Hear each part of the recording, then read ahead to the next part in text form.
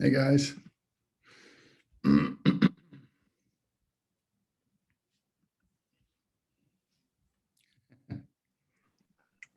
Did anybody else have trouble getting onto web courses? I caught a little of that on the Discord server.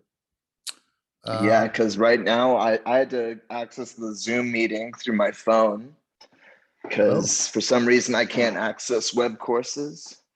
that's interesting. Right. I'm in my office right now, so I'm going to take a look and see what's going on here. I have a guest speaker standing by. I'm hoping that this isn't a problem for her in that regard. If I hit refresh here, yeah, I'm able to access web courses apparently without any difficulty. I'm thinking maybe they got it sorted out already. Hopefully, maybe.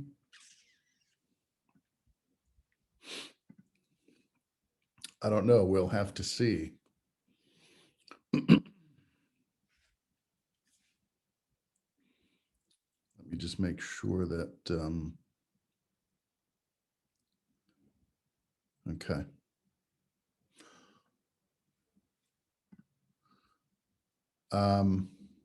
Well, I don't know if I should start or not.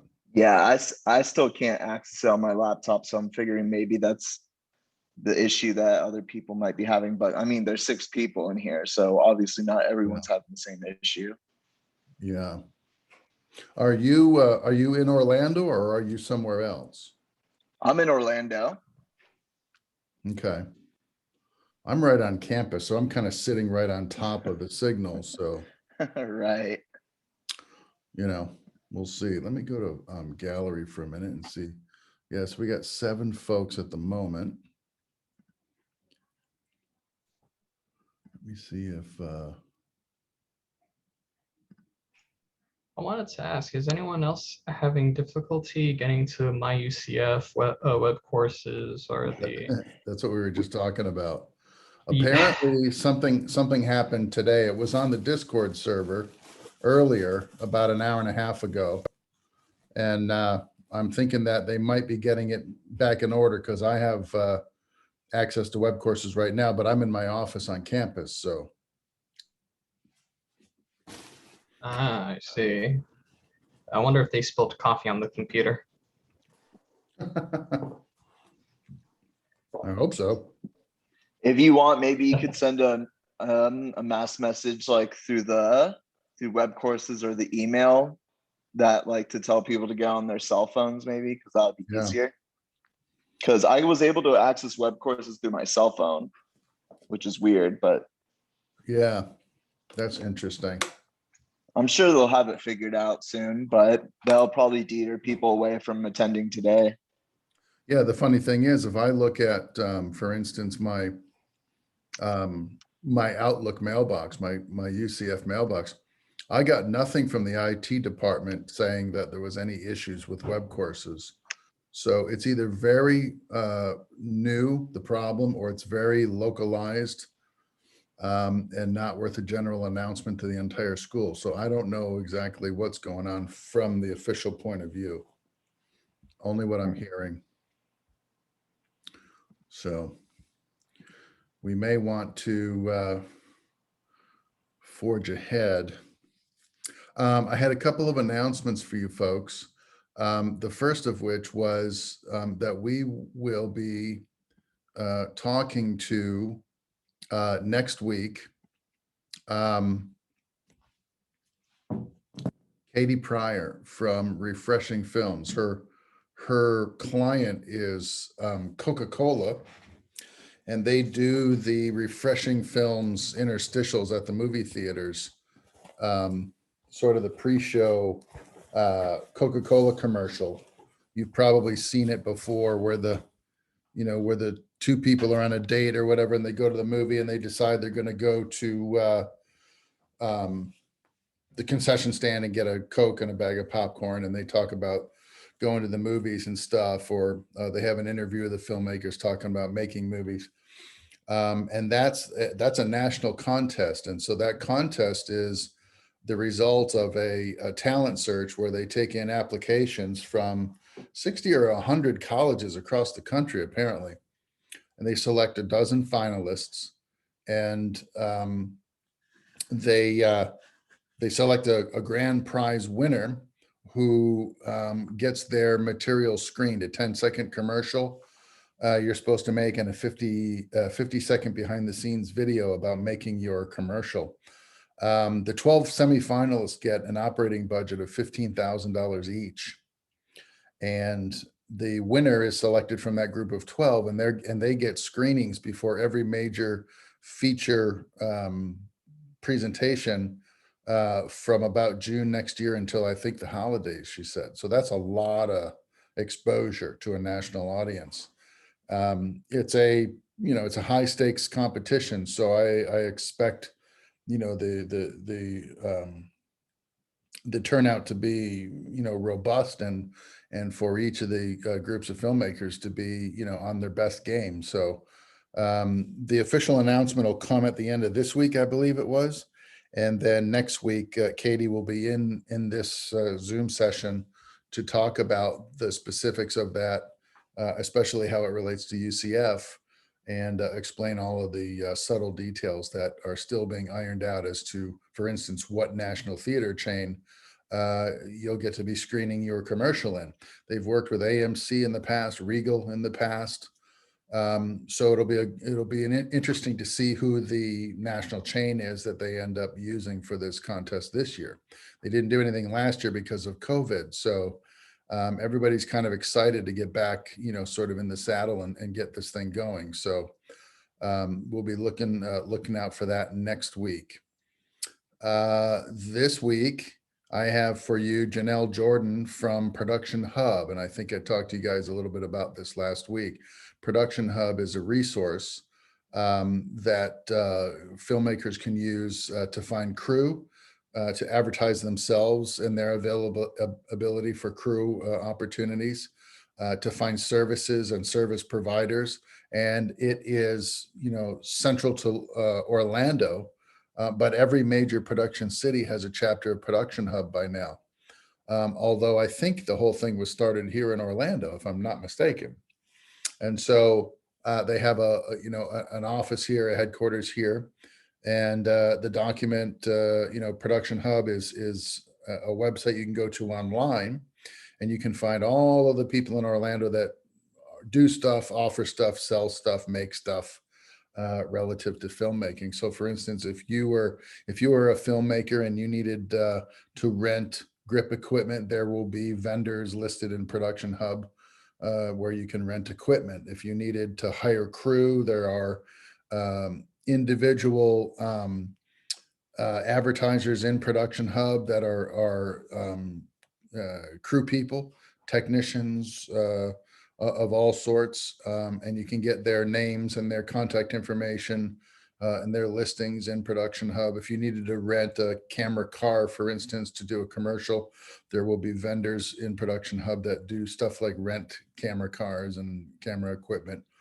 It's a really interesting resource, and she's going to talk to you about that here in a few minutes. I'm going to send her a text when we're ready to go, when we're ready to receive her.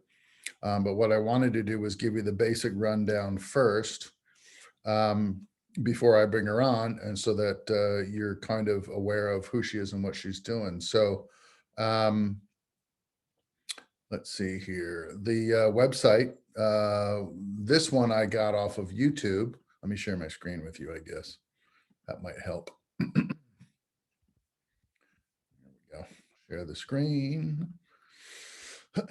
Okay, so this is the homepage to the Refreshing Films at YouTube account, and they deal with basically just Coca-Cola. So if you got to have one client, Coke would be the one to have, I suppose, because their ad PR budgets are pretty deep.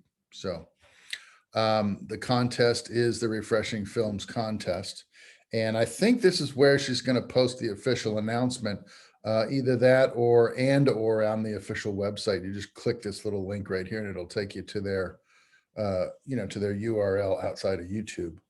Okay, but they have examples of some of the other interstitials that have been done. The last time that they did this before the COVID shutdown, I think the winners nationally were Savannah College of Art and Design, which is a heavy tech school. So I'm super interested in having somebody from UCF step up and represent and get in there and give those people a run for their money. They're in Atlanta. So, we're in Orlando.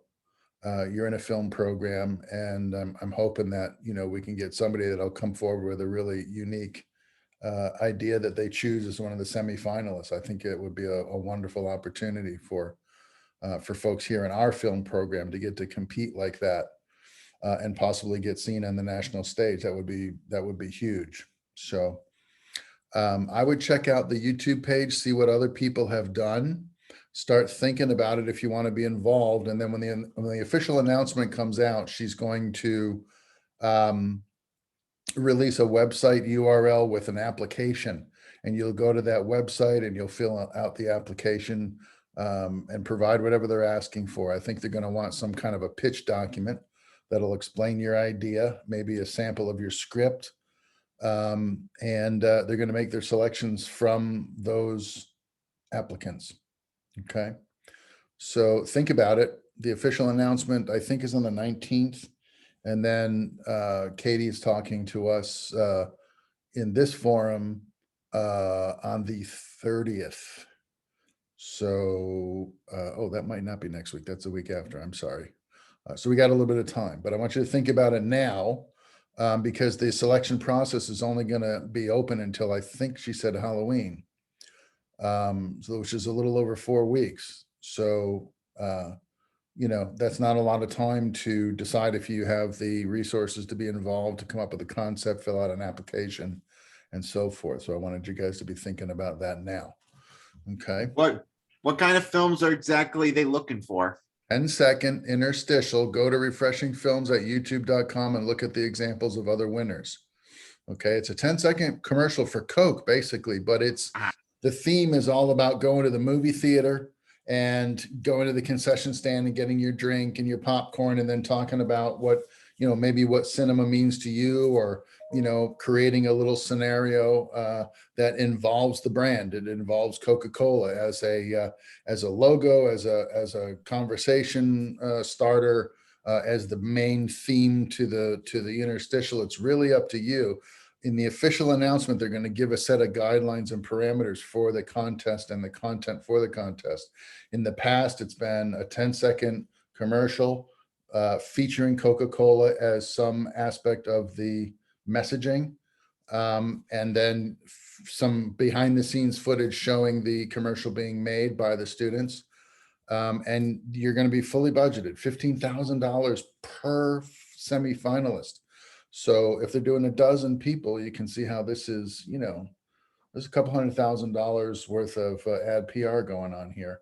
And then the winner gets their little, commercial in front of all the feature presentations. So this is a really great opportunity. I'm scooping her.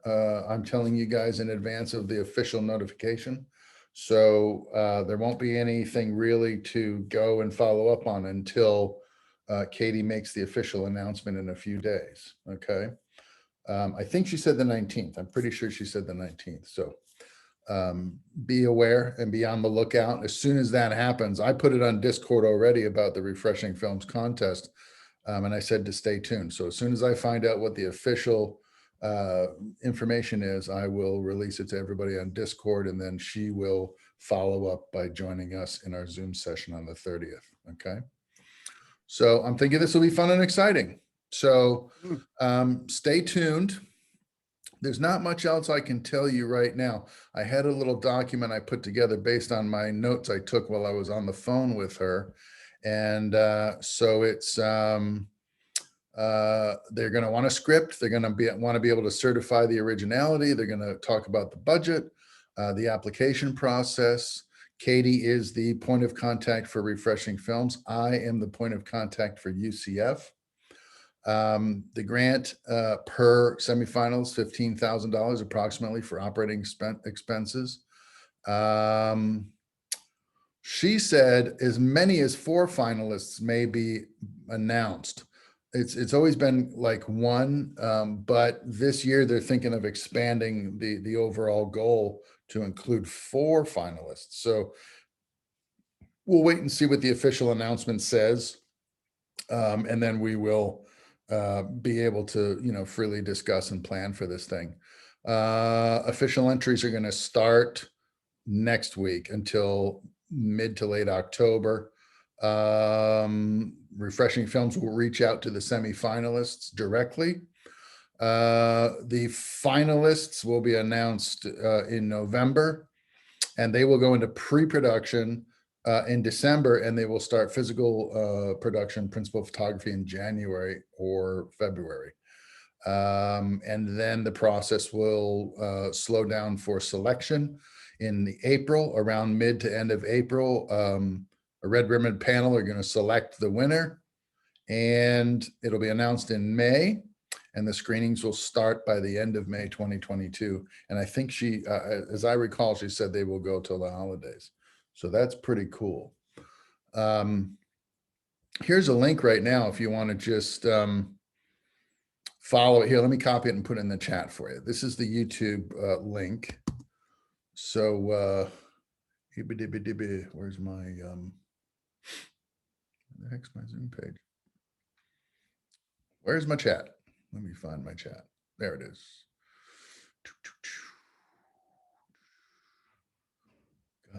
Got that. Where's my there's my chat tab. Nope, that's not my chat tab.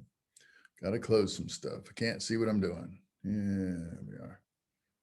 Where is my hello?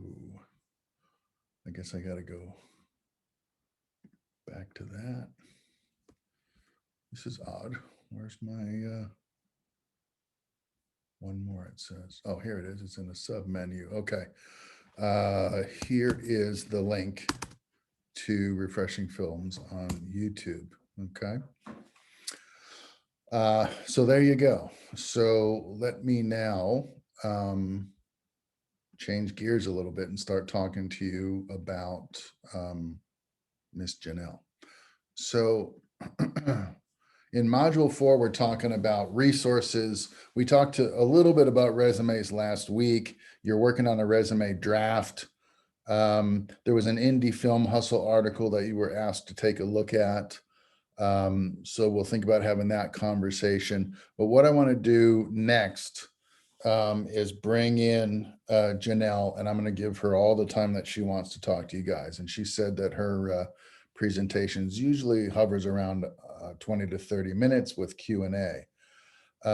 So if you would be so kind as to give her your undivided attention, and then try to hold your questions until the end of her discussion, unless she asks you and opens up the conversation for questions in the middle, so that she can do her basic presentation first, and then take advantage of her, because not only is she the president of Production Hub in Orlando, but there's a production hub in every major city in Florida, and then across the nation as well. There's dozens of these production hub offices and websites, and she also works in the professional community in Orlando outside of her job with Production Hub.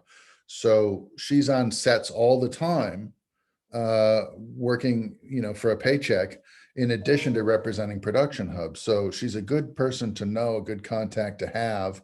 And of course, Production Hub is a great resource to use. So keep that in mind. And let me go ahead and give her a quick text and let her know that we're ready for her to join us. She's already got the link. Whoops.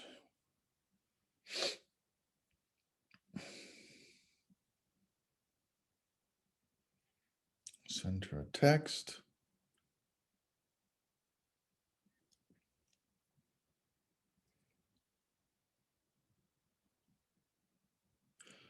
We are ready for you. There we go. So we'll give her a minute to chime in. It's too bad that at this particular moment, we're also having technical difficulties. That's a little embarrassing. But hopefully she won't be offended by the low turnout here as far as the meeting itself. While we're waiting for her to announce herself, let me see if there's anything else I want to raise topics of conversation for the rest of our Zoom. Conferences and conventions, we can talk a little bit about that. Film festivals. Yeah, I know a little bit about that. We can talk about that for a little bit. This is going to be kind of an open-ended conversation today. There she is. And did we get her? Hello, Janelle, do you hear me?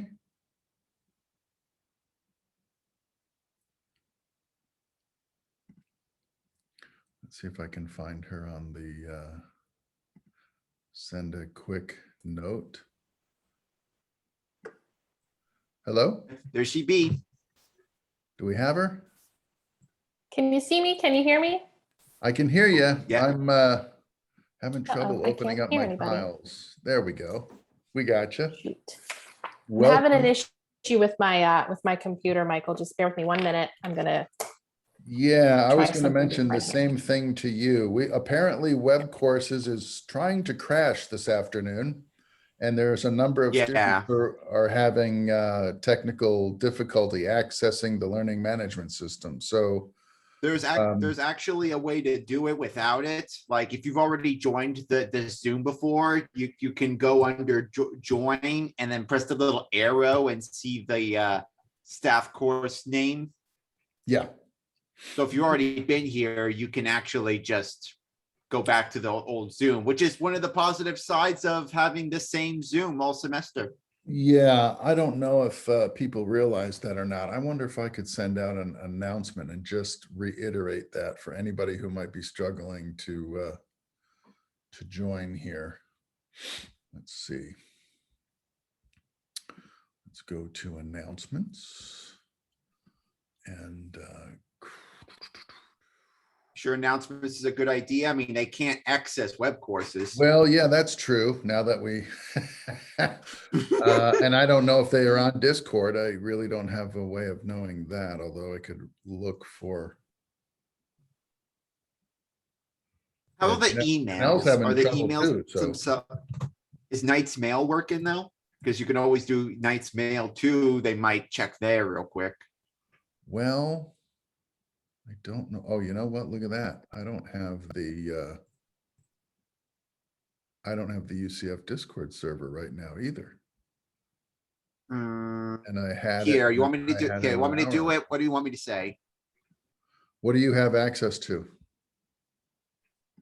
I'm on Capstone 1, UCF Film General. Okay.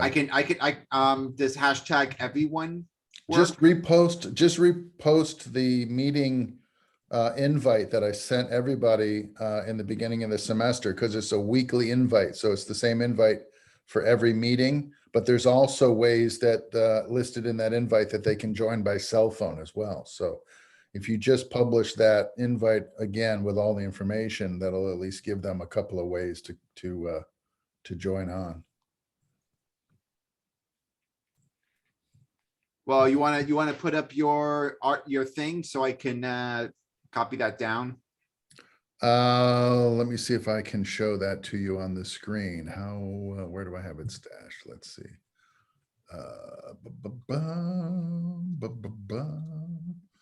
Looking for this. Yes. Looking for this. And let me see if I can display it.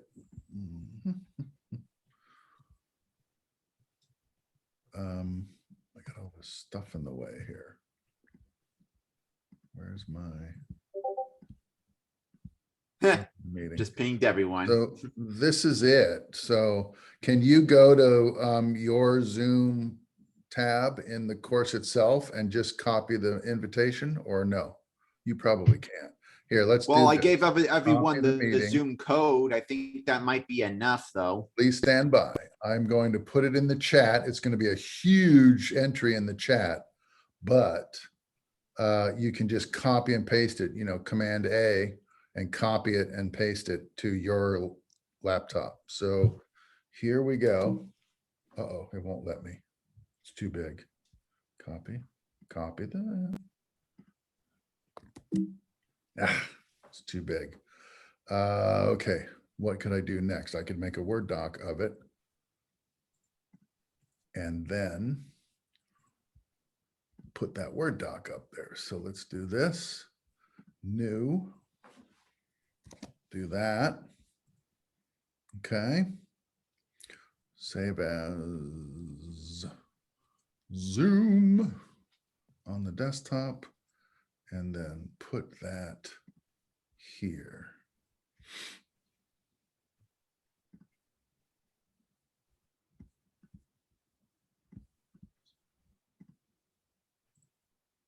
Okay, the Word doc of the invite is now posted on the chat. So if you can grab that down, you'll have the link and all the information.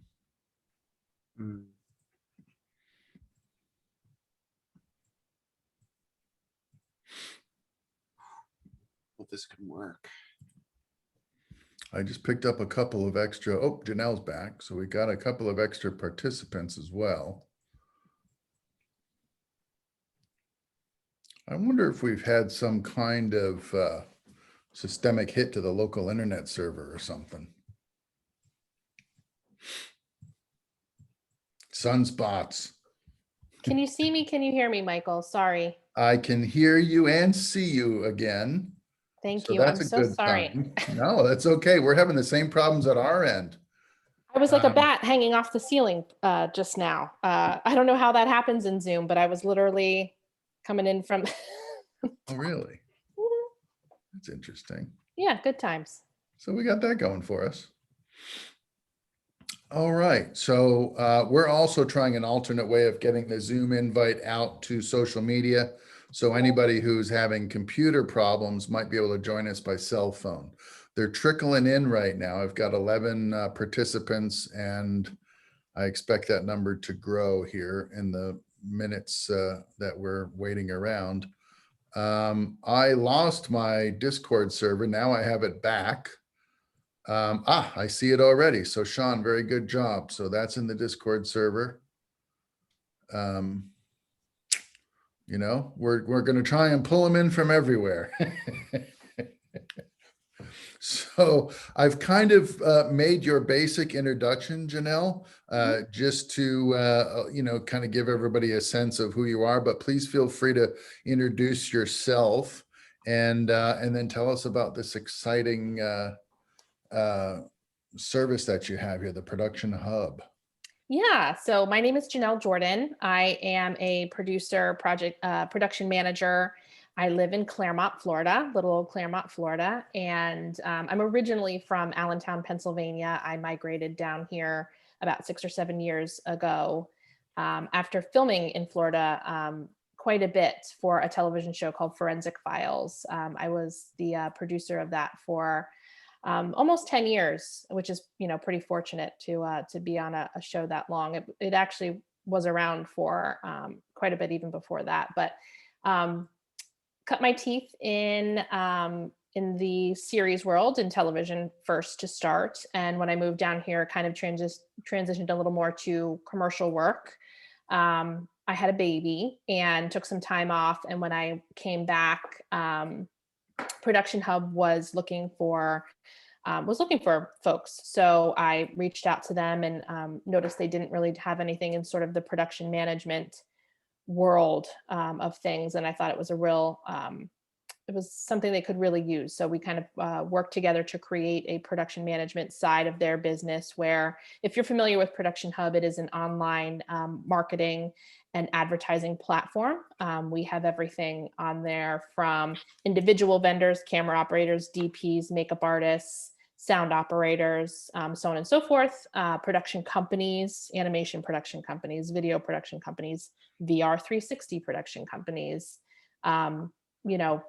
the full gamut, manufacturers. We have hundreds of thousands of people on that advertise, and then we have millions that search the site each year for potential vendors that they want to work with. So really great opportunity. I call it, sort of, not to dumb it down, that's the wrong way to put it, but the LinkedIn for, the entertainment industry. It's like LinkedIn on steroids, basically. But Yeah. I work for them as their in-house production manager, sort of connecting clients directly with potential vendors on the site when they have a specific need and they don't want to go through the site to kind of go through the gamut of hearing from individual people. Maybe they hear from 50 people or 100 people in LA, potentially. We kind of help to have a little bit of a concierge style service for clients to find the best folks. So that's who I am and what I do. I still freelance. I just did a Food Network job 2 days ago in Tampa, in addition to working with Production Hub. So I stay busy. I try to stay out of trouble. So am I correct in the assumption that this kind of started in Orlando, or is that an unfounded rumor? Nope, totally true. So my boss, John Picorni, he founded the company 22 years ago now. He had a production company to start in, he went to Rollins, and he was, sort of looking for qualified, people locally. And if he had to travel somewhere, and just had a real, he's a bit ADHD. So he had a hard time, with the film books, just kind of thumbing through the books and who, is this person good? I can't see any of their work. How do I know who to trust? That sort of thing. So he came up with Production Hub to sort of solve that problem. So, it's a place that you can go to find people and to be found yourself. So you can advertise there. You can find really great crew and vendors there as well. That's interesting. So years ago, when the world was still analog, in LA, we had something called the 411 directory. It still And exists. The 411, yeah. It does. It's actually a subsidiary of Production Hub. We own both. Is it now? LA 411 and NY 411. Yeah. That's interesting. So, but back then it was a hard copy. So when you joined LA 411, they sent you a binder with the basic catalog structure, and then every, say, few weeks or months you would get an insert update. So any of the ads or service providers that had changed or been added you'd get those updated to your binder at that time. So, but now we've got this whole online thing, which I think is probably immensely better, because that means it must be up to the minute accurate in terms of what's available, what's out there, and who you can hire when you need somebody. We try our very best. We still have folks grandfathered in when it was first started 20 plus years ago that I'm sure retired a long time ago, that you can still find on the site with their free profile. But I wonder if you still have mine from years. We very well might. We very well might. That's fine. We do. We have a team of people. So we're small but mighty. We have a team of profile experts that every single person that creates a profile on our site gets a phone call, gets a welcome email. While we have, hundreds of thousands of people on the site, we really pride ourselves in customer service. So, we have a phone number listed on the website. You can call a person. Yeah. And, we try to make it as, as small and mighty as we possibly can, while also having just, worldwide exposure. I've dealt with, people from ITN, which is a big, news program in a news conglomerate in the UK. And we have a Adidas client in the UK, and we've worked with people in Australia and Korea and China and just kind of all over. So it's not just US, focus. We also have both clients and vendors worldwide. That's terrific. That's really terrific.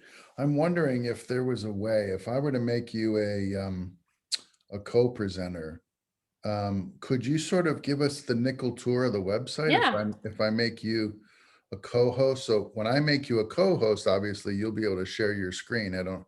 I'm assuming that you've been on Zoom quite a bit, especially in the past year. I still mess it up. I still seem to mess it up. I mean, I don't know how you can do that after so long, but I Well, do. apparently I do too. And I do this like every day. So Yeah, let me pull it up really quickly here so that I can. Okay. Can you see my screen now? lovely. Great. So this is Production Hub. This is our site here, and we actually just redesigned it maybe 3 years ago, so still fairly fresh. This is, you know, what you see when you log in.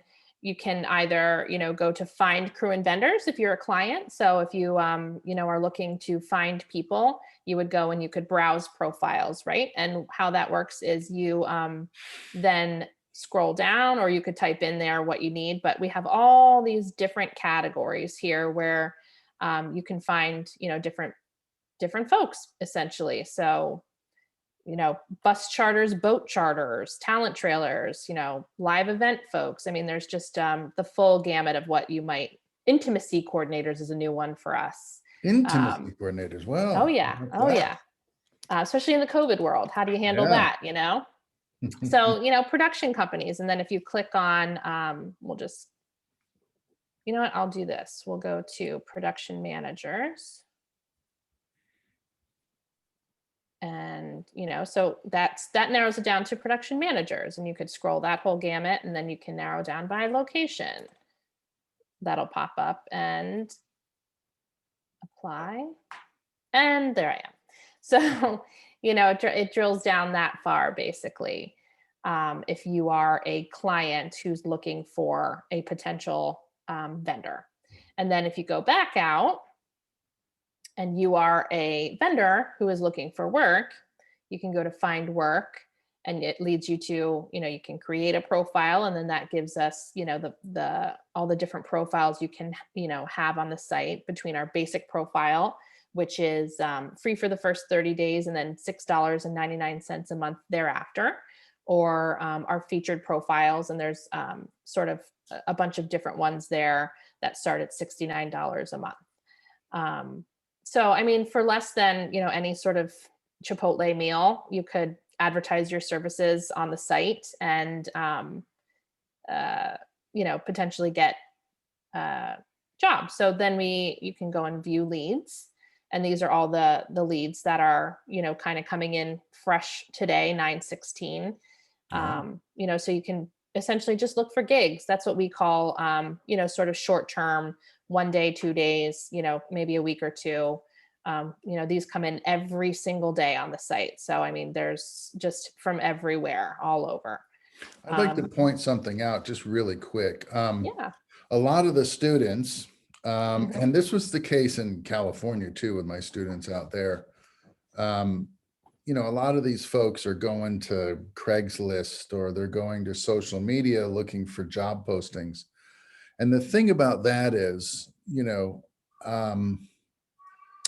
these are unvetted job postings, and you never know who you're really talking to when you're talking to somebody on Craigslist about a job. And they also tend to be the kinds of jobs that don't want to pay, or pay very little. The jobs that are listed on Production Hub, I'm assuming, have been vetted, and these people wouldn't go to the lengths of putting a bogus or Bush League Oh, you'd be job surprised. opportunity on Production Hub. Well, I'm assuming you have more credibility. We than do. No, Craigslist. we do. I mean, there's, you know, we are a digital platform. You cannot avoid nor ever get away from the spammers, scammers, and bots. Right. But we do have a lot of safeguards in place. And people, again, the one-on-one service where if you haven't posted with us before in the past 6 months, you get a call, you get an email. If you don't reply, we don't post it. So, you know, that is one thing that we really try to make sure that, you know, because we service both the client and the vendor. Our vendors pay for, you know, their profiles on the site. So we are indebted to them to make sure that the leads that they're getting are legit. They're not bogus. You know, it's not somebody asking you for oh, I'm going to send you a check. And then, you send a check back. I don't know what this new scam is. It's like very intricate. But I've heard a couple people getting fooled by it. But there's not a lot of that happening on our site. Knock on wood. Yeah, I wouldn't think so. Not with the being that it's a professional networking site and there's a lot of professionals that are constantly accessing this site and its information. I think that you could probably develop a reputation very quickly for being,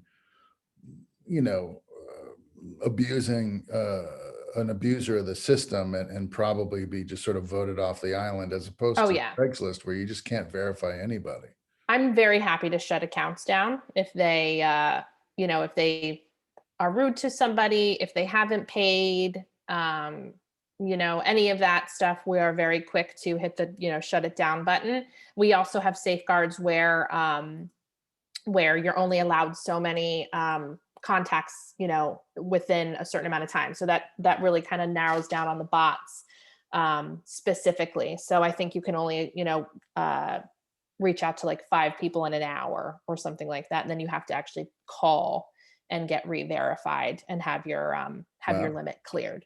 So we do take it very seriously. We don't want anybody on our, that's utilizing our site to, be hurt in any way, loss of work, loss of money, loss of time, just in general. So we do take that very seriously. Yes. That's great. That's very reassuring. What I really want to do is provide bona fide networking opportunities and reliable resources for these folks as they graduate, so that Yeah. And we have both freelance and contracted leads, like you can see here, or, if you are really, you're looking for a full and part-time job, we have some legitimate, full and part-time jobs as well. So, contracted long-term, months at a time. Oh, we don't need to make it that big. So we do have both options. And then there's also, the way to,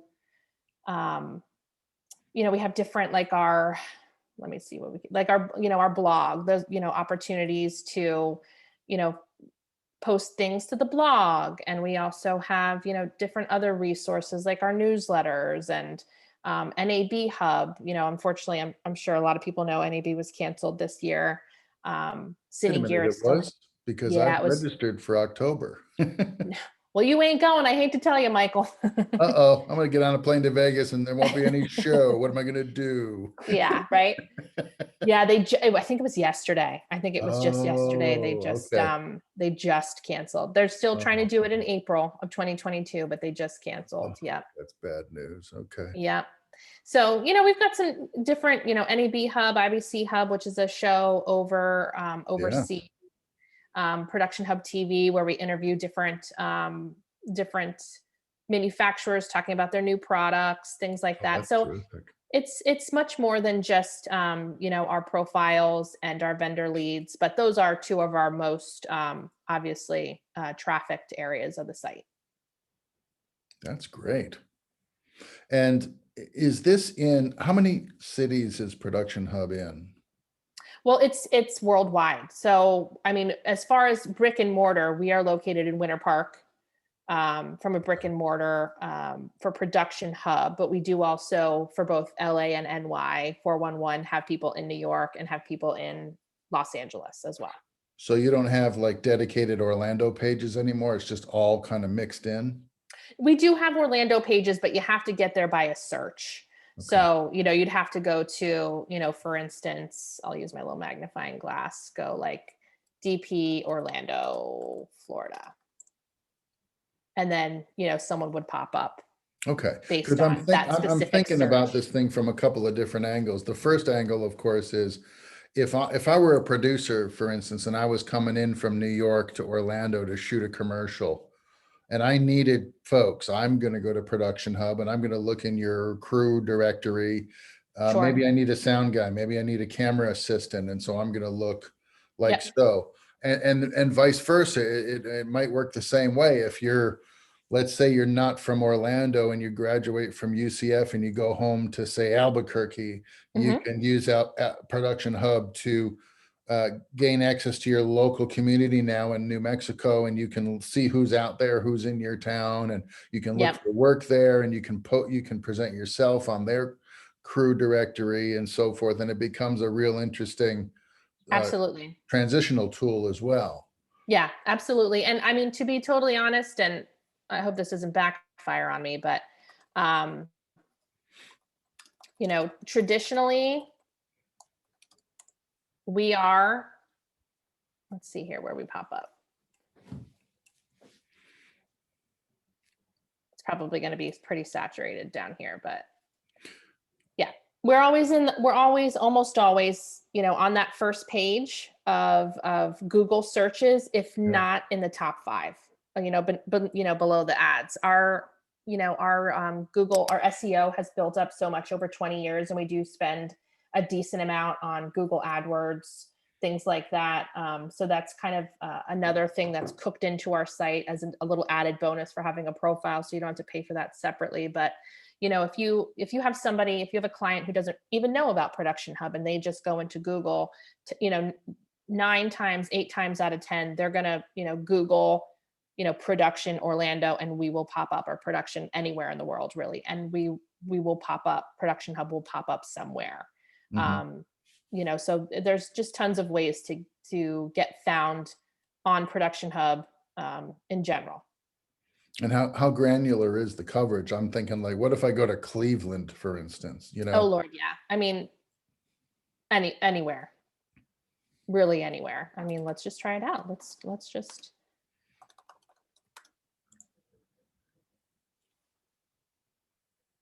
And there's always new, you know, there's always new ones that are trying to be, yep, there we are right there. There you go. You know, there's a lot of different, you know, obviously good other potential places to look for employment. Any place is good. I mean, even if they're a competitor, if you're finding work on a site, I'm for it. If people are working, I'm for it. I just can't personally speak to, like, for instance, a Mandy. You know, I hear a lot that it's like lower budget gigs, you know, same thing as just popped out of my head. Craigslist. Thank you. Yeah. You know, places like that. Yeah. But a lot of them do use Production Hub as users and then try to, you know, steal our people off the directory. Well, so that's I mean, that's Production Hub in a nutshell. You know, I encourage everybody to sort of poke around. Like I said, it's especially for people who are just getting into the business. You know, it's $6.99 a month. It's, you know, it's literally like the gym membership that you forget that you have and never go to, but actually works for you when you're not working, you know, with it. It can be a set it and forget it. I mean, I do encourage to keep up with your profile, update things, upload new reels, you know, update your client list, you know, things like that. But it works for you even in the background of when you're not actively pursuing things, which can be tough. If you're busy, you forget to advertise your services. So, you know, it's always kind of a nice to have. And then when you're ready to sort of get out there more and compete with people on a little bit of a deeper basis, those featured profiles are nice because they pump you up to the top. When you pay a little bit more, they the way our search algorithms are, the featured profiles get featured at the top above our basic profiles. So that's a little added bonus of paying a little bit more. Okay, so it's $6.99 a month per individual, $69 a month for a featured listing, and then there was another category. It was business? Featured plus, so that means banner advertising. You know, if you want to advertise in our newsletter, if you want, you know, 12 categories instead of the standard 6 that you're in to start. So, you know, if you're a production company, that's really great because then you can be in the full Megillah of you know, what you offer, as opposed to an individual might only need to be in 6 categories. If you're a DP, you know, you don't need to be in 20 categories. You're going to strictly be in those camera categories. So there's a lot of different nuanced things that you can do. Are there like annual discounts? I mean, I'm assuming that somebody who's posting a job doesn't need to be on for 12 months, but an individual like, you know, a grip if they're going to be on month after month after month, is there any annual discount, or is it still the? There is, if you do an annual, basic, there's a bit of a discount, and we always do discount. I mean, not always, but we do discounts for, 20% discount, or, things like that, when it's like a friend discount kind of a Do you thing. have student discounts We do. or initiate Yeah, we do. discount? Yes, we do. So We a actually student do have a individual- program which we currently have a program with Full Sail, and I'd love to get one, engage. I know. I know. It's the step cousin, right? So we have one there. We've very recently developed one with them, and I'd love to do the same with UCF, where I don't even, it's so new, I don't even know the nuances of it, to be totally honest with you, but it is kind of a discounted featured profile upon graduation. So would love to talk to you about that further. You see, I think I'm all for stuff like that, and I'm just joking around when we mentioned Full Sail. It's kind of a nod and a wink to like Mel Brooks or something. Sure. But I think it's a terrific idea if, let's say a UCF MFA student is doing an MFA thesis film, and they want to reach out to one of the other film schools over here because they need help. Maybe, we're kind of insular over here, and sometimes we can exhaust our own internal resources pretty quickly.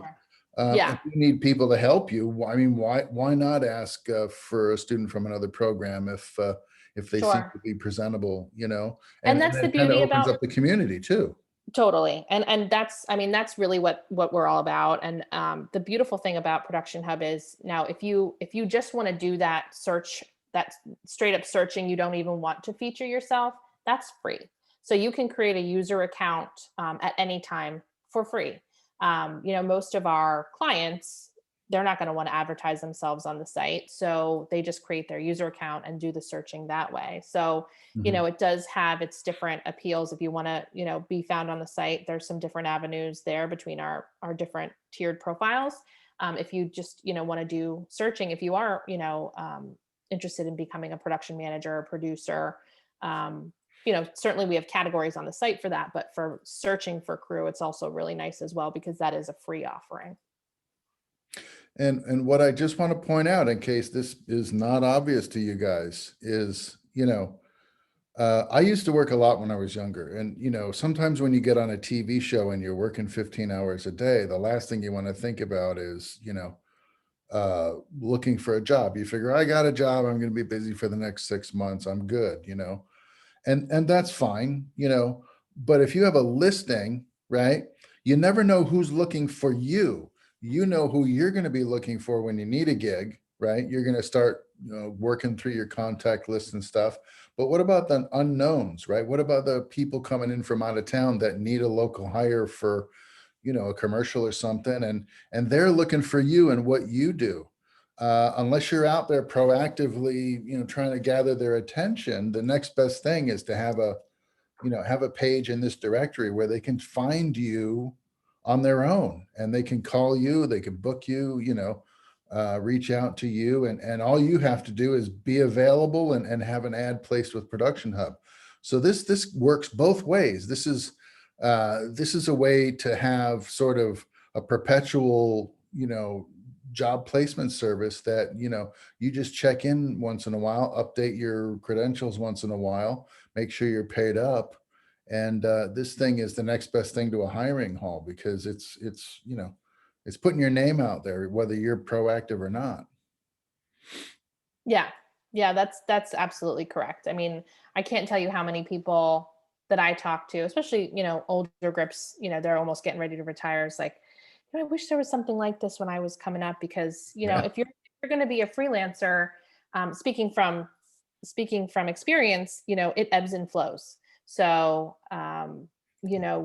like you said, Michael, work is great when it's there, but it can very quickly go away. And then you're in a drought for 3 months. So, between managing your finances accordingly, having that avenue to advertise your services Mhm. is nice. And not everybody, has the means, the time, the opportunity, or the cash flow to necessarily have a full website and maintain that. So this is sort of, the alternative to that, or the addition to that, because a lot of our, our folks also have a website as well. This really is a lot of information, though. I mean, look at this page. This is just 101 profiles found. I don't know what you punched in, DP in Orlando, Florida, the keywords, right? Yep. And so we got everybody that's advertising that fits into that discipline category. And they have enough, even this little blurb here, which looks like it's maybe 50, 60 words, is enough for a producer who's scanning really quickly and Yep. maybe going down the list, looking for the phone numbers and looking for a few keywords, I grip, or I light, or I shoot. And then they're calling up trying to book that position, right? They don't necessarily need to see a full panel with the whole dog and pony show about what your company's about, or the life and times of Sean. They just need to see, who are you? What's your phone number? What are your specialties? How do I reach you by, if you have a website? And then they're going to call you if they need you, or they're going to go right down the list. So do you have a way, is the page of individual listings, is it alphabetical? Yep. Is it by discipline? No. Is it... It's not alphabetical. So these are our featured folks right here. So you'll see, David with his photo next to, Austin with his photo next to. If you scroll, these are our basic profiles. So Okay. you can see they're a little further down, and they don't include a logo or a photo. So that's the hierarchy that I was sort of talking about. So it cycles.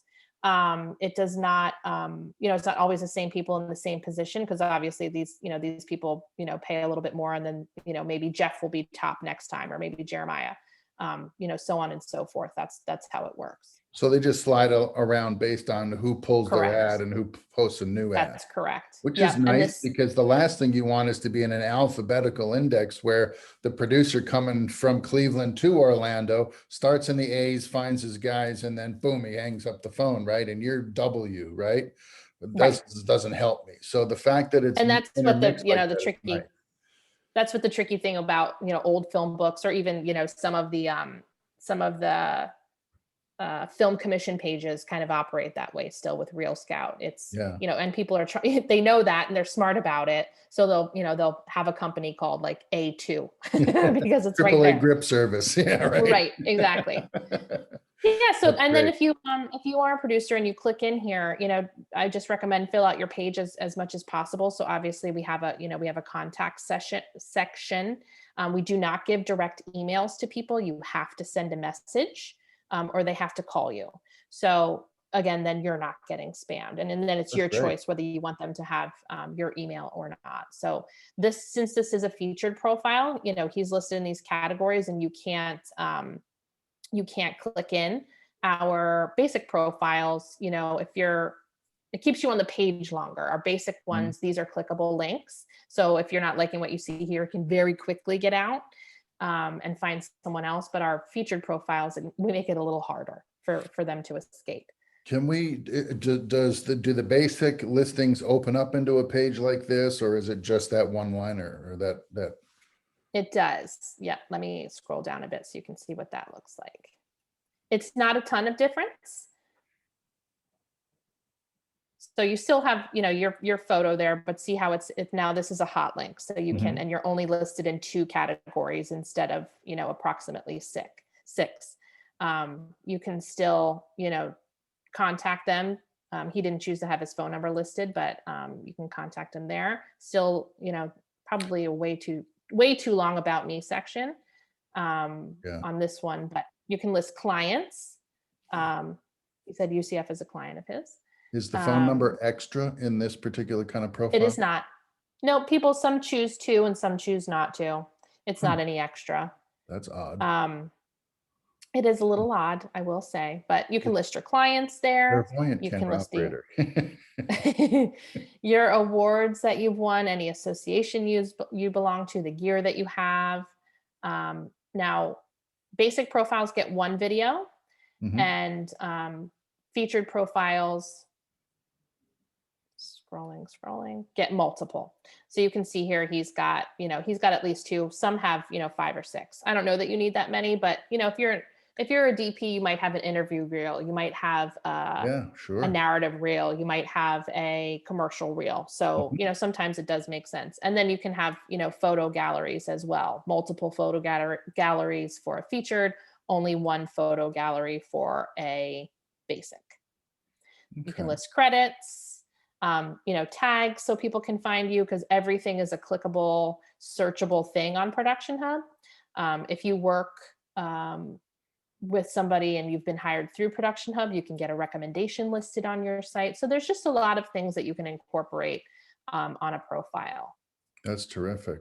So Do not Austin have the Berkeley- gallery photo gallery with absolutely no photos in it. Austin needs to get with the times. But he is a deluxe package, right? This is a $69 This is a featured profile. Yes. Okay. So he's further up the line in the searches. He has all of these categories he's listed in, as opposed to just 2. These are not hot linked. Mhm. He has multiple videos that he can have, multiple galleries. Yeah. Those are some of the differences.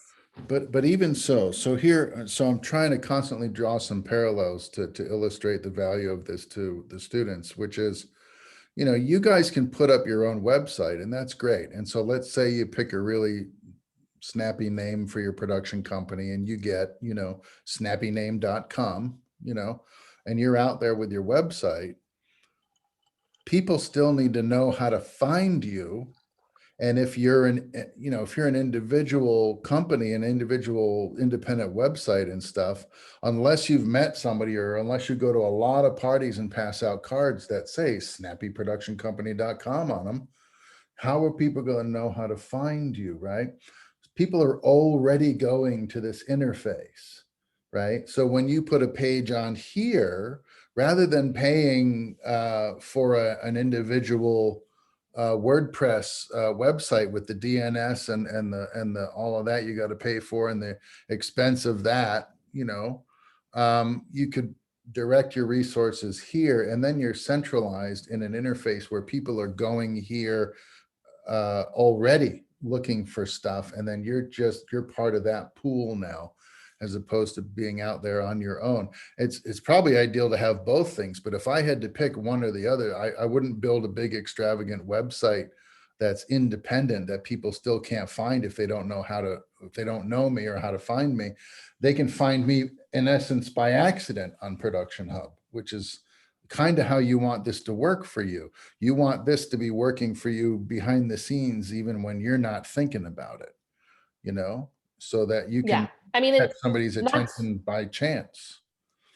That's exactly right. And not to, obviously I'm a bit biased, but I have paid for my featured profile on the site, times over every year. It pays itself off. If you think about it, if you get one job, at let's say you even want to pay for the full year off the bat. So it's $699 for the full year. It's always a little more monthly. So if you have the means to do a full year, I always recommend it. But you just paid for your whole advertising for the year with literally one job or 2 jobs. Sure. So if you're a cinematographer, if you think about it that way, if you're a working cinematographer, one day's work pays for your annual Production Hub account. And I'm going to talk to you guys later about this in the semester. But when we're talking about things like, the business aspects of film business, right? Part of it is taxation and accountability. And so if you're paying $70 a month to Production Hub, that becomes a valid write-off for you against your doing business as whatever your situation is, and comes right off the bottom line of your income. So, this is a bona fide tax write-off as an operating business, and you are an operating business whether you realize it or not. If you ever do work out in Los Angeles, the Franchise Tax Board considers you a business, even if you're Joe Blow the Grip, who lives in Studio City and, you know, does commercials for a living. You might not own a grip truck. You might not have a business registered as a DBA or fictitious name statement in the California registry, but the tax board considers you a business because you're out there providing a service to other businesses. And so they treat you that way. So start thinking about this more than just you're making films and you want somebody to pay you for the privilege of doing that. You're functioning as a business. And this is one of the ways that you can promote yourself. And it's really not that expensive in the long run. It becomes a tax write-off. And if it generates work for you and it becomes a source of revenue for you, finding you jobs, that's what this is all about. You know, I can remember when I dropped out of film school because I had to work, I had to pay bills. But, you know, I remember being frightened when I was 20 years old. How am I gonna find another job? You know, my first big job was a Texaco commercial. And I thought, man, this is amazing. I love this. And I'm getting paid, you know, a lot of money to do this, but it's like a 3-day gig. And then I'm right back to being Mike looking for work. You know, and it scared me to not know how to take those next steps. And this is taking a lot of the pressure off. Seriously. Yeah, I always, when I talk to students anywhere, or even I'm the president of Women in Film and Television, which is another great organization to belong to. Any networking organization, and it's not just for women. That we also have men. Don't let the name fool you. But any networking organization, Film Florida, Women in Film, is always really great as well. You know, get a good lawyer if you need it. Find at least a good entertainment lawyer, because anything you do, especially if you're in the film centric part of it, contracts are a nightmare. Find a good entertainment lawyer. Find a very good accountant. Because, you know, one of the first things you want to do is get an LLC or some sort of business. So you're running, you know, things through a business that gives you another ends of protection, and get a good CPA who can figure out all those tax ins and outs for you. Do you have accountants on Production Hub yet? We do. You do? Yep, we sure do. Yeah, we sure do. Locally, I love David Cole, CPA. I will shout him out. He's my CPA. He's entertainment specific. I mean, I'm not saying you got to use him, but find someone who sort of gets it. I had a different accountant before and spent way too much money because they just didn't get our industry at all, like what to write off, as you were talking about, all that stuff. So lawyer, accountant, super unsexy, but very necessary if you want to do this for a living, you know, for a while. Absolutely. And then advertising. You can't go into Jackson Hewitt or H&R Block and get a fair shake in terms of your income taxes when you're working in the film industry. Those people just don't understand that. Even though the IRS has job description categories that are film related, that doesn't mean that your tax preparer knows anything about what you do and doesn't know, for instance, that if you live in Orlando, but you go to work on a commercial in Jacksonville for 3 days, that you're entitled to federal per diem that's described and categorized by the IRS, and that there's a per diem amount that you qualify for working out of town for 3 days. And that all of that stuff kind of contributes to your tax plan and how you report your earnings and what your bottom line is. And if you go to Jackson Hewitt, those people don't know that. And, you know, it would scare me to think if I had to find an entertainment lawyer in Orlando, I'm not even sure where I would look, but I would try Production Hub. In LA, this is not a problem. In LA, you can walk down the street and trip over an entertainment lawyer. But in Orlando, Larry Haber, Scott Goldberg, two very good dudes. They're both on the. It's a little harder to do. That's the other thing. I can name people anywhere. Just give me a town, and I'll tell you a good person he is. See, that's terrific. So I like that about this, is that it's, you know, you're also in the business. You're all, like I called you the other day and you were on set, and I thought that's really terrific, because that means that you're not out of touch with the community that is represented by your own website, and you're one of them. And it's like, Hair Club for Men, I'm not just the owner, I'm a client, you know. It's like, it's very true. Yeah. That's really, really important, though. That means that you're not several degrees of separation from what these folks are going to be doing when they get out of here. So Right. And I mean, like I said before, our owner had a video production company. So, you know, as far as people just being on a website versus people in the industry who know what the heck is going on, you know, sort of in the industry, know the terms, know the day rates. Like, for instance, I would never put a request out on the site if they were looking for a DP, a legitimate DP on a commercial, you know, for $250 a day. Like, that's just not something I might put out there to our featured profile DP candidates. Maybe know our basic profile candidates, and anybody can search for anything. So if you're hungry and you know, need to work, it's still available. But you know, we're also not gonna, you know, we know the worth of people. So again, it just, you know, I think of us as probably the most legitimate site in this sort of arena that's out there. Just, you know, we've been there so long. We have people who know the industry, and yeah, we're still sort of in it too. Yeah, that's terrific. I got kind of spoiled after years of working because the word of mouth functions very much the same way eventually if you've been in this thing long enough.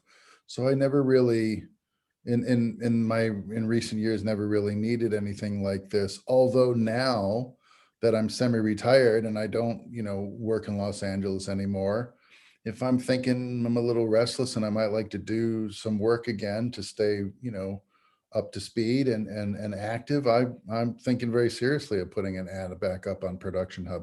I was up there years ago, about 20 years ago. I was up there as a chief lighting technician before I left for LA. So I was on here short term. I would certainly consider putting an ad in here again, just to, you know, just to see what, you know, what Do happens. it. Is there anything else you wanted me to explore on this site, or should I stop my share? If Any you- questions? yeah, let's Are we open it there up at for that point? What do we got from the gallery here? Matthew has a question. Please. Do we have some technical issues here? Matt, can you hear us? Are you okay? Oh, sorry. I don't know if I raised my hand, but I didn't have any I don't see questions it. at this moment. Oh, it looked like you were going. No, sorry. Are you telling me we've covered this issue so fully that you have no questions or concerns at this point? Should we show them? I got something. Give it to us. What, like, if you need to do a phone call for just to make sure it's not fake or anything, what if I'm driving or if I'm like really busy with something and I can't get the call? No, we have an email. We have info@help@, you know, and that goes right to a couple different people. So, I mean, there's a lot of different. I don't think our little man down here works like a, you know, the little paper clip that helps you out. I've never used it before, to be totally honest with you. Clippy, you got Clippy? I don't think we do. I'm not sure. That's so old, right? I'm old. But we have plenty of emails as well. And I do not care if people email me. You are welcome to hand out my email, Michael, to your class. Email me directly if there's anything that smells bad on the site or isn't functioning correctly. I'm happy to, you know, take those emails as well to make sure that it's a good user experience. Thank you. I did put your profile up I pulled it off the Women in Film website because it was fairly comprehensive, and I put it in the web courses for the students to read about you. Understand, and I'm sure that you got the box before you joined the live session, that you took the box.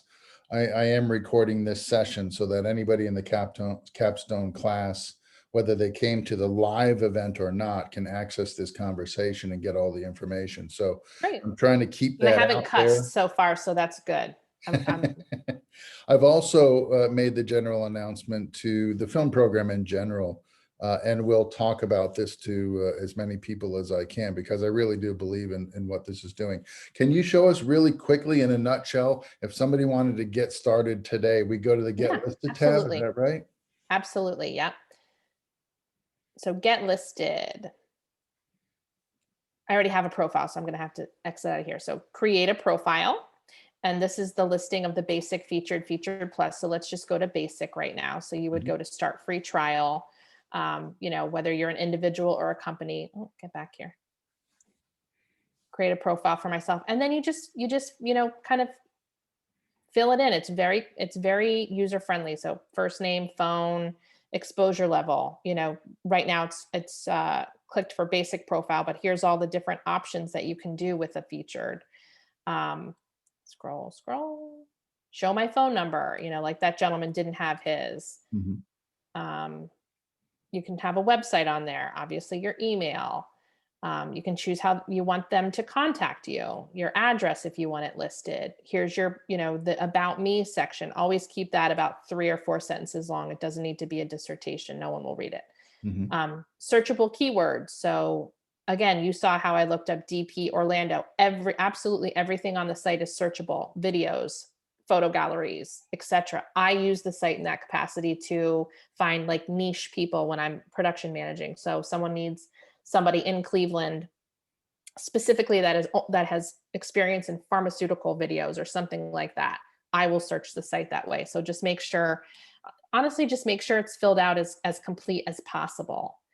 Same thing with tags. Job search. So you can choose, what sort of leads that you receive. Are you only seeking full-time work? Are you seeking, freelance work, etc. You can include a day rate in here. So, starting out, you might be in this range, but eventually, when you're more seasoned, you're not really going to look to be matched with opportunities that are too low necessarily.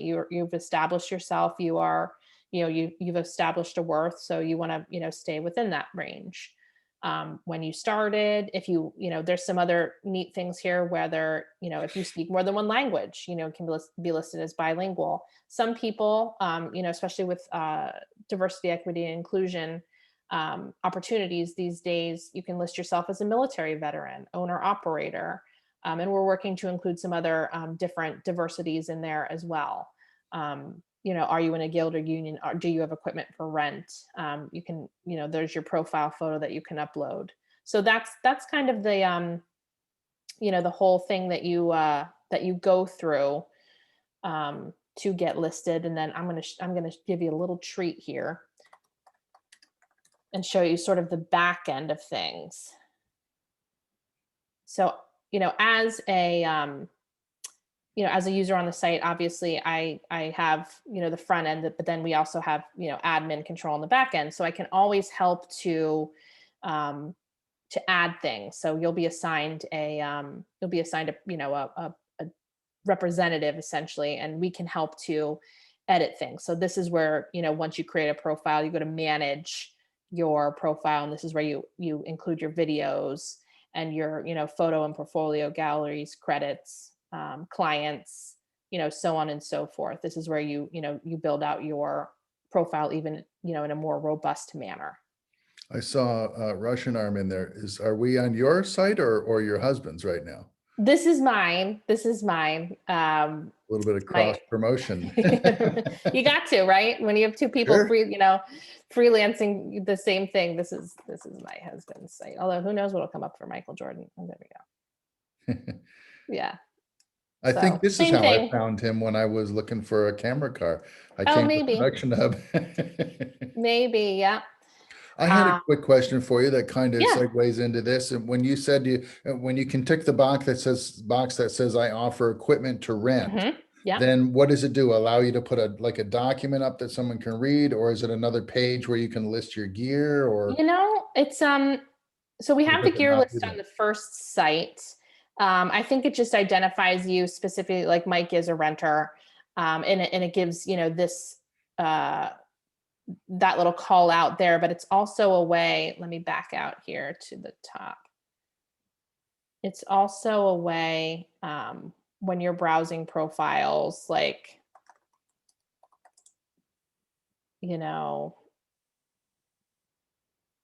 when you when a client goes into search, so you can search by location or zip code specifically, but then we have some advanced filters as well. So if you want to narrow it down to a region, a city, within a radius of a city, website, logo, demo reel, recommendations on other, there's another portion where you can search, and forgive me, it's not coming to me right now, where you can search for that specifically, where you can literally search for equipment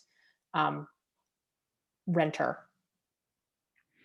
I would highly recommend going to this website, guys, and just explore, just start looking around.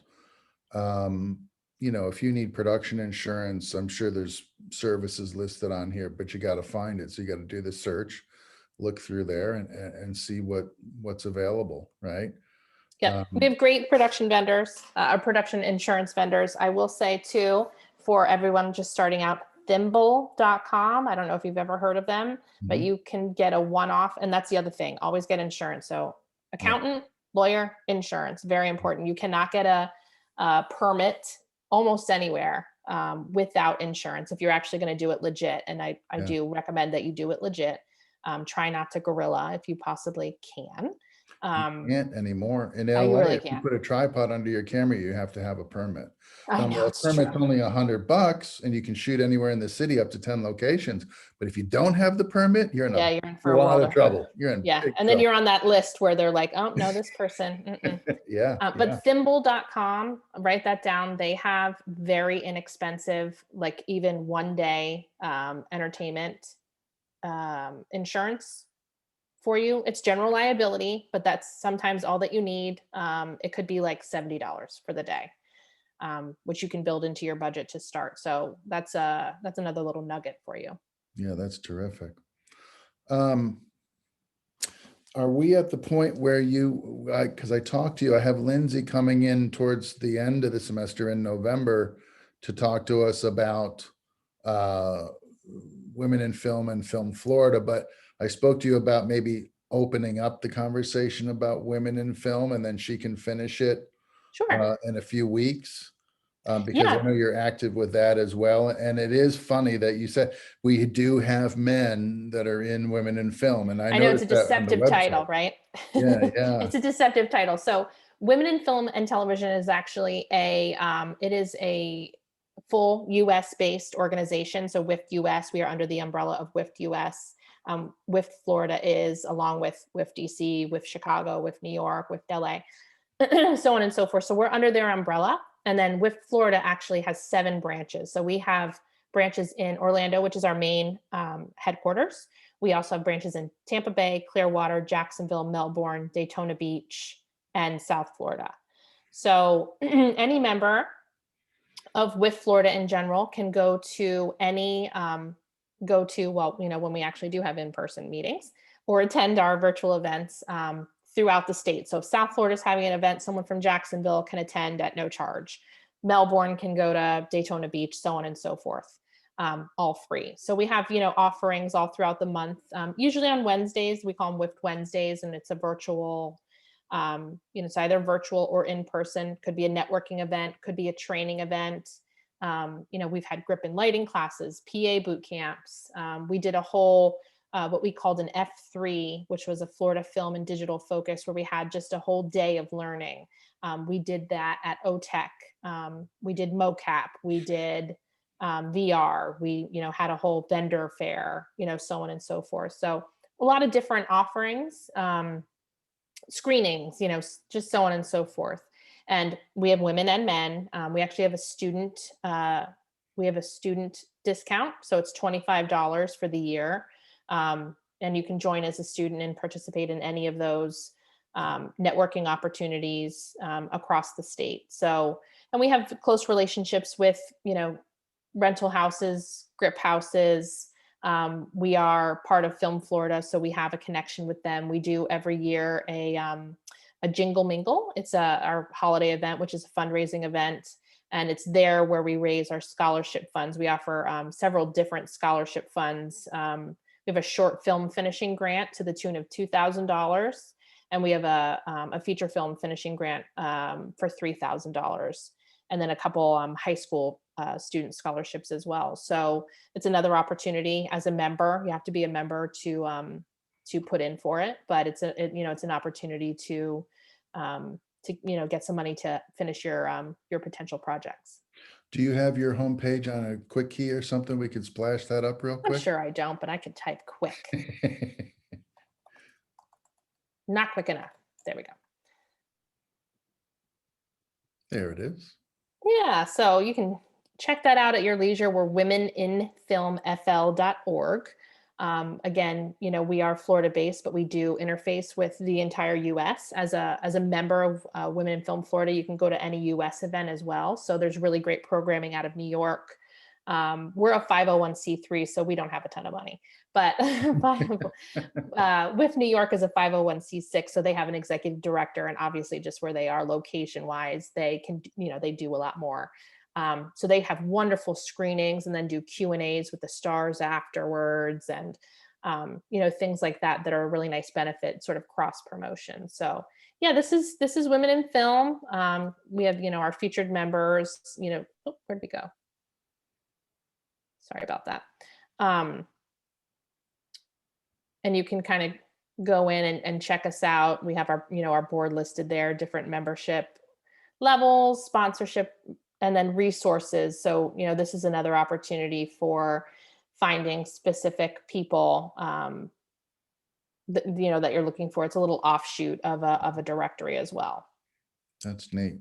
Years ago, I mean, obviously we didn't have the internet in the late 80s, early 90s, but when I was young and my career was just starting, I remember going to Women in Film meetings, because at that time, all the local production coordinators were women, and they were all joining with Tammy Stone, and they were doing this Women in Film thing. And it's like, well, if you want to meet the production coordinators, you might want to go to the meetings that they all, gather and listen to what they have to say and shake some hands and meet some people. So it's a really excellent networking opportunity.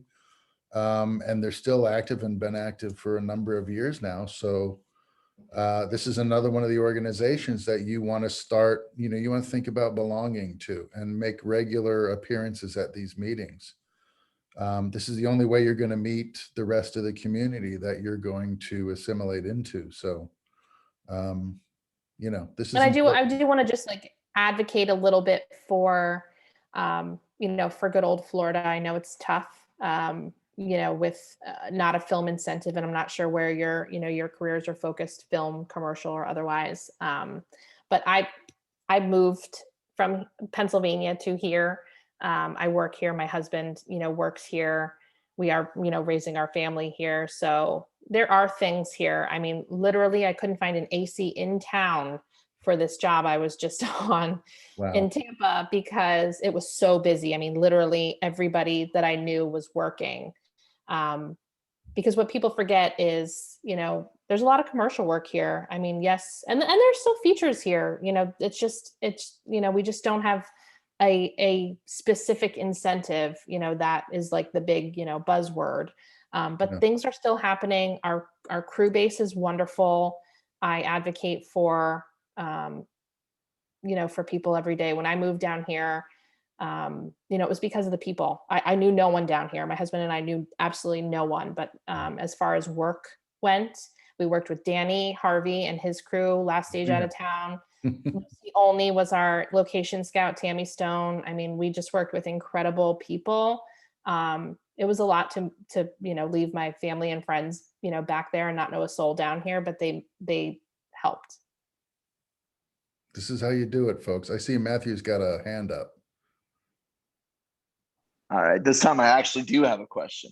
So I'm in the process of making my own account right now for Production Hub, and as it stands right now, I have also my own website and everything and a resume. And do you also include that within your Production Hub account? Yep. There's a space where you would go through and put in your personal information, you put in your website, and then you can upload documents to it. Mm-hmm. So, for our grip and electric houses, that might be a gear list because it's easier not to list 75 things that you got on there. They might have a little one-sheeter. So that's where you would put that. Right. Okay. And my other question would be, how niche do I have to make my account? Is it better to pick a niche, like the one thing that you're really good at? Or because as I've freelanced here in Orlando, I've noticed that I'm producing, I'm editing, and I'm shooting, I'm editing, I'm doing almost the whole shebang for my clients and everything like that. So is the best way forward to go just to put everything I do, or just to pick the one thing that I'm trying to do? That's a great question. So you, as a basic profile, and I'm not sure which route you're going, but basic profiles can be in those two categories. So if your focus really is in the camera world, you want to be in camera specific categories, and that's how you want to be found. So if you're, cam op DP, you want to be listed as a cam op DP. If you're really want to live in the the production world, producer, production manager, something like that. But I will say, in addition to, so that's how you're searched. That's how a client would find you. But as a profile member, you can receive those leads, like I was showing you, in like 15 to 25 categories. So even though you're only listed in those two, you can get all the leads your heart desires in that producer, editor, the whole Megillah, as far as, the leads that you're receiving that you think that you would be willing to do or you would want to do. So, I mean, you don't just want to respond to every lead if you're not really capable of, of doing it. I would never respond to an editing lead. I don't know what the hell I'm doing. Exactly. But, that's another sort of perk, is you have the ability to receive those gig leads for a sort of a cross category instead of just those two. Right. Because I noticed, like, on one of the first listings when we were looking at, like, there was a cinematographer here in Orlando, and obviously he was working like on an Arri Alexa, which is a very, very beautiful camera. I tend to more lean on like the Black Magic cameras, which aren't the ones that are sought after for renting. So I don't want to put myself as a cinematographer if I'm not at this certain level. You know what I mean? Sure. Then you would list yourself as a camera operator for now and work your way up. Right. And if I, Yeah. oh, I'm so sorry, Mike, I didn't mean to cut you off. But my niche is actually, I'm trying to be more like a colorist. So post-production would be actually where I want to be, correct? Yeah, absolutely. Yep. And we do have that specific category for color, straight up color correction. Okay, because I made the account and it said like, what do you do? And it said like, don't put the things that you're looking for, just like put the things that, do you know what page I'm talking about when you make your account? I don't. Let me go out and see so we can work through it together. Okay. We can also talk about how to classify yourself after Janelle steps away, so that we don't take up too much of her time on that. But I have some thoughts on that I think might help direct you in the right, in the right way. I'm afraid it won't let me do it since I'm not So- really filling it out all the way. You know what I'm saying? I just was able to go back in my account, and it says at the bottom of the page, like, what do you do? And then it says select all that apply. This is about what you do, not what you're looking for a production hub. I'm not familiar. I'm sorry. I have to see it. No problem. Would you like me Can to you send screen you grab a it photo? and put it in the chat? Can you screen grab it? Yeah, absolutely. I'm actually using Zoom on my phone, but I can take a photo with my phone and just upload it to the chat. Yeah, that'd be great. Just so I can see specifically what you're talking about. Perfect. Thank you so It's been a much for while your since help. I need like a new profile and gone through it. It's all good. Thank you. I appreciate the help. Yeah, no problem. Be very careful, for those of you that are thinking of placing an ad. You don't want to put an ad on and say you're a producer if you're not willing to take all comers at that point, because this website is going to pass your name in front of a lot of folks, and some of these folks are going to be players, and some of these folks are going to be new like you are. But if you put out an ad that says you're a producer and you get a call from somebody who wants to hire you for a commercial with a $500,000 budget, you're not ready to take on that kind of responsibility yet. So you want to be very careful what you put out there and when. I would make it clear that you're a recent film grad and that you're looking for entry-level positioning, because anybody will give you the first benefit of the doubt. And then it's up to you to fail or succeed in that opportunity. And if you put it out there that you're a producer and the first job that you take is something that ends in disaster, let me tell you something, bad news in Hollywood spreads a lot faster than good news. Okay. So be very careful about what you put out there and to what extent until you're ready to accept whatever the responsibility is. Okay, and that may come quick or it may come slow, and you'll get a sense of that as you start working out there in the industry. Okay, but you want to be honest in how you represent yourself. I'm a recent film grad. My focus was coloring and editing and post-production, looking for assistant editor positions, looking for assistant colorist. Want commercial work or industrial work, right? And put that out there and be very clear and honest about it, because this is the real industry now. This is not the Facebook community around the UCF student body population. You're going to have players that are going to see your name and your credentials on a professional website. So be very aware of that fact when you put your information out there. Okay. Yeah, the world is small. I mean, the production world, the human world, I mean, the whole thing is small. I mean, people go to, Orlando's, a pretty small community, but, people in Orlando might work in LA. And then those people that are in LA go to, a conference in Chicago, and, it's all very small. So just remember to always be nice if you possibly can. You're starting out small. So I did the same. I started as a production assistant and worked my way up to a producer on Forensic Files.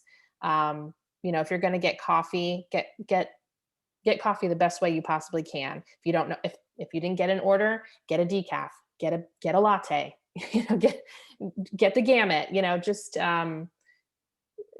always, just be mindful of set etiquette, and just the small things go a really, really long way. I just worked with a PA in Tampa, one of the best PAs I've ever worked with. And the impression that he made was he kept coming into the production office. I'm just sitting behind a computer all day, basically, as a production manager. Do you need a water?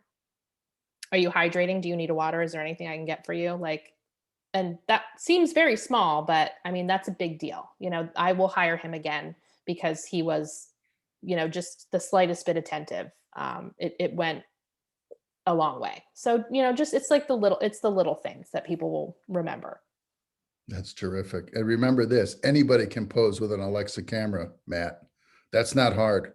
Okay. Valencia has 2 or 3 of them over there, and the students rent them out for their projects all the time. Just because you got an Alexa in your lap doesn't mean you know what to do with it. Okay. That's a great point. And not everybody's going to graduate and become, Steven Spielberg or, any great camera, any great cinematographer. I mean, it's fine to start as a PA. It is fine to work on a commercial. Absolutely. It is fine to do a PSA for $300 for your local Boys and Girls Club, to get the experience. So I like to eat. I mean, I'm not skipping a meal. And if there's a commercial, job in town, I mean, I'm not going to take everything that comes around. But at the same time, not everything is going to be that feature film that wins, an Oscar. There's going to be bits and, dinks and dunks in between. So, just always put your best foot forward. Absolutely. We used to call those snaps John Wayne's. Everybody can look tough with a rifle in their hand, or can look smart with a camera in your hand. What we want you to do is put your honest best foot forward in an earnest way, because there's a lot at stake for a lot of people. When you work on a national spot, on a commercial spot, okay, you're going to work with a real cinematographer who was brought in from an agency and is responsible for a shooting budget and a plan and a job that has to be done by responsible, cooperative, professional people. So the persona that you put out there needs to be exactly that. I'm young, but I'm professional. I'm well educated. I'm ready to work. I'm willing to do what it takes, and I'm willing to take on responsibility if and when you decide that I'm ready for it. Okay. And just present yourself in that way, and many, many doors will open for you. Okay. But don't misrepresent yourself. Okay. Because usually it takes, let's face it, an old warhorse like me about 3 minutes to figure out if you're telling me a story or not. Okay. And then that puts a bad taste in my mouth, right? I would rather you come up to me and say, I'm ready to do whatever you need me to do. I'm here to work, and this is what I'm basically capable of, and then place yourself in that professional's hands, and they will they will carry you along. Okay. But this is where you're going to get this whole thing started. I'm really, really happy that we got to meet you today, Janelle, and see what this production hub is. Thanks for This having is- me. It's been great. This is a super important resource, and I can't stress that enough for you folks. Okay. So hopefully this should alleviate at least one layer of anxiety that you had about graduating.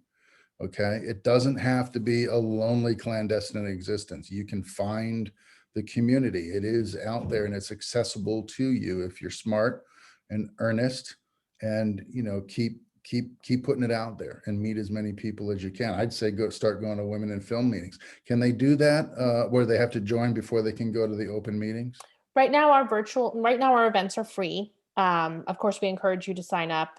Typically in non-pandemic, times, we have charged $10, for our events. It's still nominal, but I mean, if you're paying $25 for the year, it just, from a financial standpoint, it just makes sense to join and then go for free to everything. So, yeah, please join. Michael, I'll include you on the newsletter.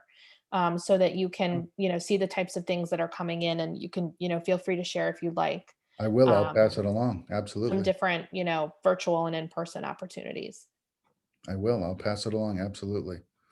Well, thank you very much. I don't want to be abusive of your time, and I want to, so that you might come back and talk to us again sometime. No, it's been great. I appreciate the opportunity. And if, like I said, please feel free to share my email. I'm happy to, even on a one-on-one phone call, happy to, to jump in anytime. I'm a big encourager of, of this region, and we have great film schools here, and I'd like to see people stay here and work here, or, work where you're from. I just want people to, continue to work in this industry. Thank you very much. I appreciate you taking the time and being so comprehensive in your introduction to the hub and to the Women in Film group. So at this point in time, Janelle, if there's no other questions, let me put it out there really quickly to the group. If there are no other questions, then I will thank you for your time. Thank you. Have a good afternoon. Thank you so much for joining You too. us. Take care, everyone. Thank you. Bye. Now, I'm going to leave the meeting open for any follow-up. If you have any questions, or if you want to talk about how to classify yourself further, we can do that. Okay. We can address any of the topics that you guys were working on from the web courses. So if you have any questions about the article or comments about the article, we can discuss that, or anything really. This is open-ended. You give us what you got. I also have another website I'll show you here in a minute or two if there's no action on any of those other fronts, and I'll talk to you about the Digital Cinema Society. But I want to turn it over to you guys, and you can ask your questions or provide your commentary. What do we got? Anything? I wanted to ask, I do editing, but I've also done like audio. I've also done color grading. Should I just say, I've done, all these three, and I can, or just choose just those? What color grading platform are you comfortable with? Actually have it right here. Give me a second. If it's not DaVinci Resolve, then I wouldn't list yourself as a colorist. Okay, because the industry standard color correction software right now at the studio level is DaVinci Resolve. Okay, and it's full console DaVinci Resolve. Okay, and the reason I'm saying don't list yourself as a colorist is because the industry's not using 3 wheels on Adobe Premiere. Okay, they haven't done that in 20 years. Okay, so unless you're ready to step up to the Apex platform, list yourself as an assistant colorist. Okay, or list yourself as having coloring skills, and then list the software applications that you work with and let somebody decide. That would be the end around, right? You can say, post-production oriented, editing skills, coloring skills. What was the other thing that you said your specialties were? Audio. Audio. Okay, so post-production audio, post-production color, post-production editing, fluent in the following applications or software. Okay, so do you know Pro Tools or not? Put it up there. What DAW do you work in? What editing software do you work in? Okay, and then how are you doing your coloration? And then maybe by listing those qualifications, instead of saying I'm a colorist, say post-production skills with the following coloring software, right? And then list what you're comfortable in working with, and then your price point will find you, right? So if somebody's on Production Hub looking for a colorist, but they're looking for somebody that works in DaVinci Resolve and knows the console, if you don't have that listed on your ad, then they won't call you. Okay, and they shouldn't call you to be a colorist if you can't use the DaVinci console. Okay, so that can be a way of you saying, I work at this price point and I'm working my way up. We all know that, right? So it's okay for you to be upfront about that, right? I know that there's folks out there that don't use DaVinci Resolve on a console like we do at PhotoChem, okay? I know that. But if I've only got, $150 to pay a guy to come in and do coloring on a low budget commercial that I shot in Orlando, I'm not going to be looking for a DaVinci guy anyway, but I will be looking for somebody who has post-production coloring experience. And then I want to know what you like to work on. If you're doing 3 wheels in Premiere, I might not hire you either. But if you've got, something a little bit better that you can offer me, that's not the top tier, those keywords are going to pop out at me from your ad, and that's how I'm going to find you. And it's kind of how you let people know what your price point is without just coming out and saying, I do low budge, because you kind of, you don't want to do that either. You want to give yourself the benefit of the doubt and allow somebody to give you the benefit of the doubt if they think, man, this guy's right on the fence. I don't know if he's done DaVinci Resolve or not, but if he can at least do, high-end Adobe Premiere coloring, and I can offer him 200 a day, would he work for it? Would he take the job? A guy working on DaVinci Console makes about $600 a day. Okay, so this is how you can sort of let people know who you are without making it seem like a negative thing, And the reason I said don't tell anybody you're a producer, is because they might want you to produce something that might be out of your, right out of your spectrum right now. It won't take you long to get there, but you don't want to stub your toe right out of the gate. So right out of the gate for the first year or two, be looking for your entry level work to get your feet wet, to meet the people you need to meet to keep working out there in the field, to develop a little bit of a reputation so that word of mouth can do some work for you, as well as Production Hub, and get people calling you on the phone to do that thing they already know that you can do because they've confirmed it by hiring you before. All right, you need to get a little bit of that going. You got to get that ball rolling. And then when you get it going like that, you're good to go. Like I said, last week, I didn't use a resume for 30 years, right? Because people just knew if they needed a gaffer, they knew who they needed to call. It was not a problem. And if they'd used me before, they already knew what my failings are, what my successes are, what my tendencies are. I have a tendency to light pretty big, so they know if they hired me that they were going to need a big truck with a lot of gear in it. But if they're okay with that, then we're good to go, right? And I didn't need any other documents to explain that. Okay, right out of the gate, though, we need you to be just take your time, and when you do things right and get your ball rolling, you're going to be just fine moving forward, just fine. What was I doing? Oh, Digital Cinema Society. I wanted to pull up my.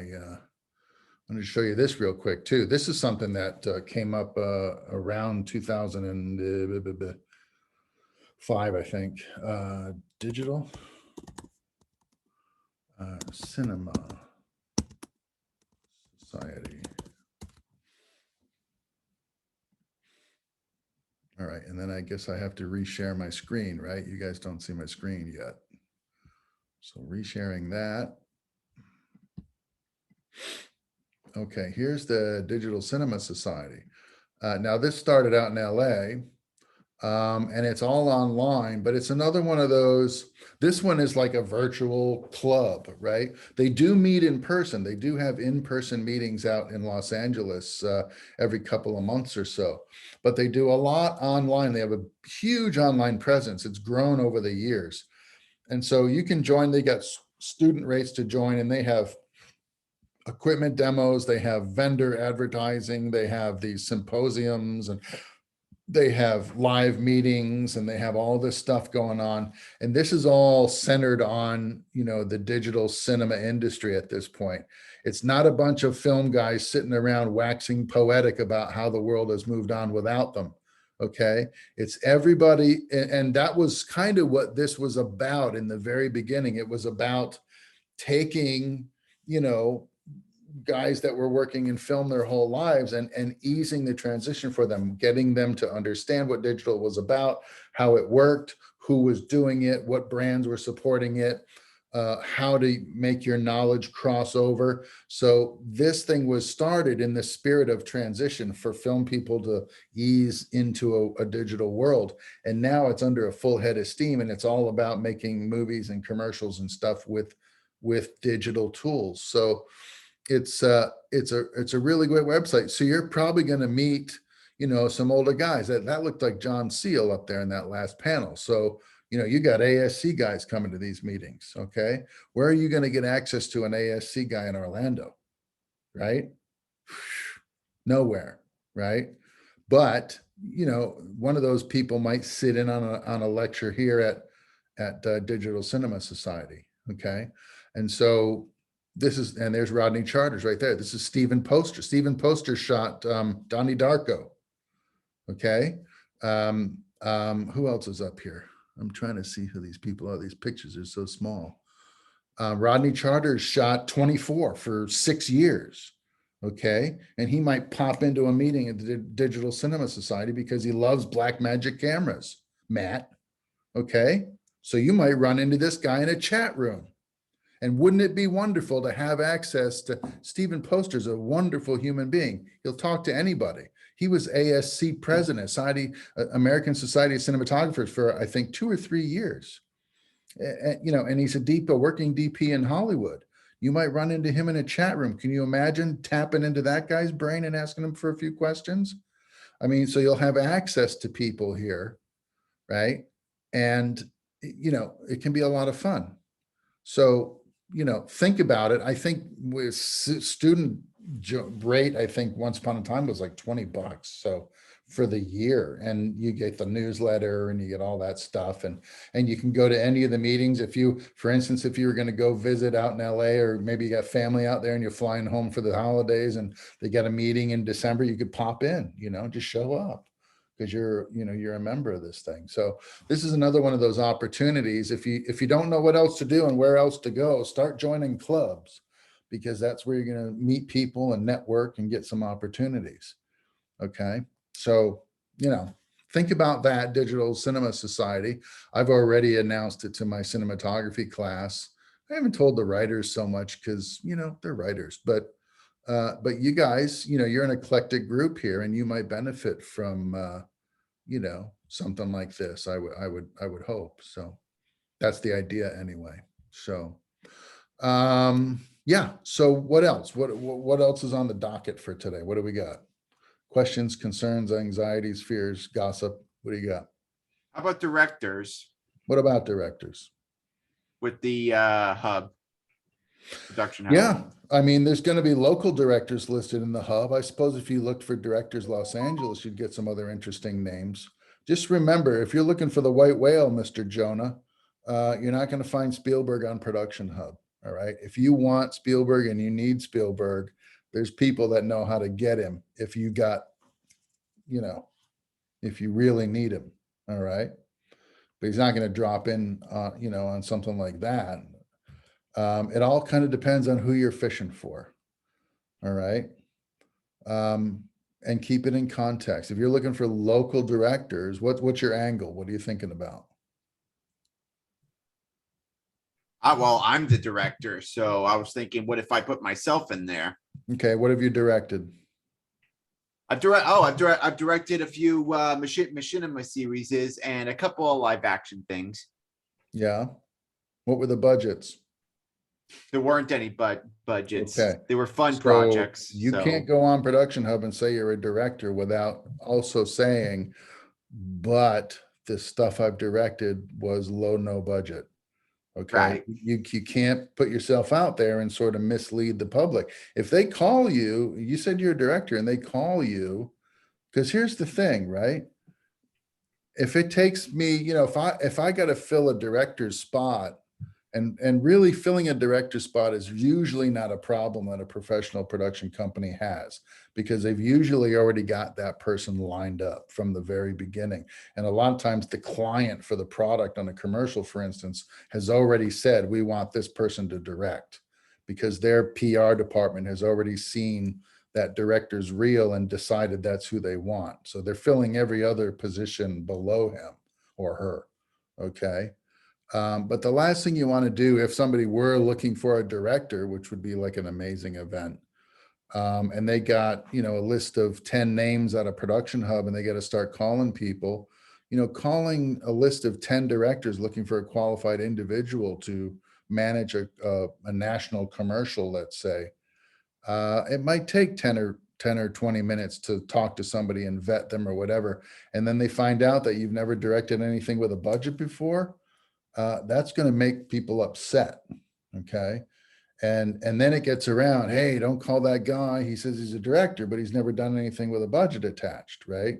And that is where I would hate to see you make an unfortunate decision right out of the gate like that. So if you want to be a director, right, in the professional world, what the jobs you should be looking for are personal assistant, executive assistant, office production PA, okay, assistant director, PA, assistant director, okay. Look for the supporting roles around and in the orbit of the position you ultimately want to be, and work your way into that out in the world, okay. That's how you're going to want to go about this problem of advancing and getting opportunities and growing into that animal that you're trying to become, okay. But you're not a director right out of UCF. Okay, you're going to direct yourself right to the unemployment line. Okay, you want to look for assistant jobs, because that's how you learn to be a director. Okay, down in University of Miami, there was a young guy who graduated from the film program. His name was David Nutter. Okay, and David worked a little bit locally, and he went to Los Angeles and he got work as a director's assistant. And he worked for a number of key directors for a really long time. And then David had some contacts back here at Valencia, and he came back here and he directed a couple of student projects for the head of the film program over at Valencia at the time. His name was Ralph Clemente, a former teacher. All right. And with those two products on his reel, he went back out to LA and started looking for directing work out there with a reel that he produced at little to no cost to himself by coming back to Orlando and working for a former mentor. Okay.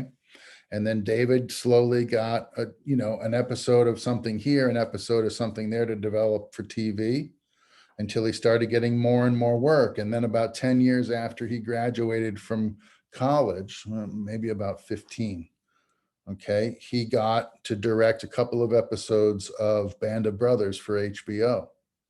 The last time I saw David Nutter's name, he had directed the last 3 episodes of Game of Thrones. Okay. And Game of Thrones just ended like the year before last, right? 2018. And David Nutter graduated from college in about 1985. All right. Took him 35 years to hit the big time. And he started slow and steady. And he maintained his work, his reputation, and his reel until he got opportunities that ultimately led him to the big time. Okay. And that's how it's going to work, and no other way. Okay. Lightning is not going to strike and you're going to come out of film school and everybody's going to roll over with their legs in the air. That's not how it works. Okay. You're going to work your way up and start by assisting for the people who are already doing their thing. and watch them, watch how they maneuver through the business. Watch how they direct, watch how they treat their employees or their collaborators, watch how they network, watch how they conduct themselves at meetings. How do they conduct themselves on set? How do they negotiate the egos of expensive talent on set? How do they manage the crew? All of the things that you really haven't been exposed to yet, and learn from somebody by being their assistant. And camera people do the same thing. Camera people don't come out as DPs, they come out as loaders in the camera department, second ACs, and they work their way up, right? You don't graduate a key grip either. You come out as a grip PA that runs sandbags on the rigging crew until they trust you, know the job you can do, and they're willing to teach you what you need to know to be a real professional. Okay, so put your mind in that headspace and understand that you're coming out into the industry at an entry-level position, and then work your way up. And it's a long process and it takes time. That's why you got to be invested in this thing. It's not going to happen in 5 years. It's going to happen slowly over more time than that. The good news is the time passes quickly because you're having so much fun. You don't even think about how long this thing is taking. You're just enjoying yourself, and you're out there taking one opportunity after next as they come to you. Okay. And that's how it's going to work. And sooner or later, you're going to take a look behind you and realize there's 10 years worth of water under the bridge. You're making decent money. You got a good life and a good job. You're having fun, and you're doing what you wanted to do and what you studied to do. Okay. Just relax and trust the process. Okay.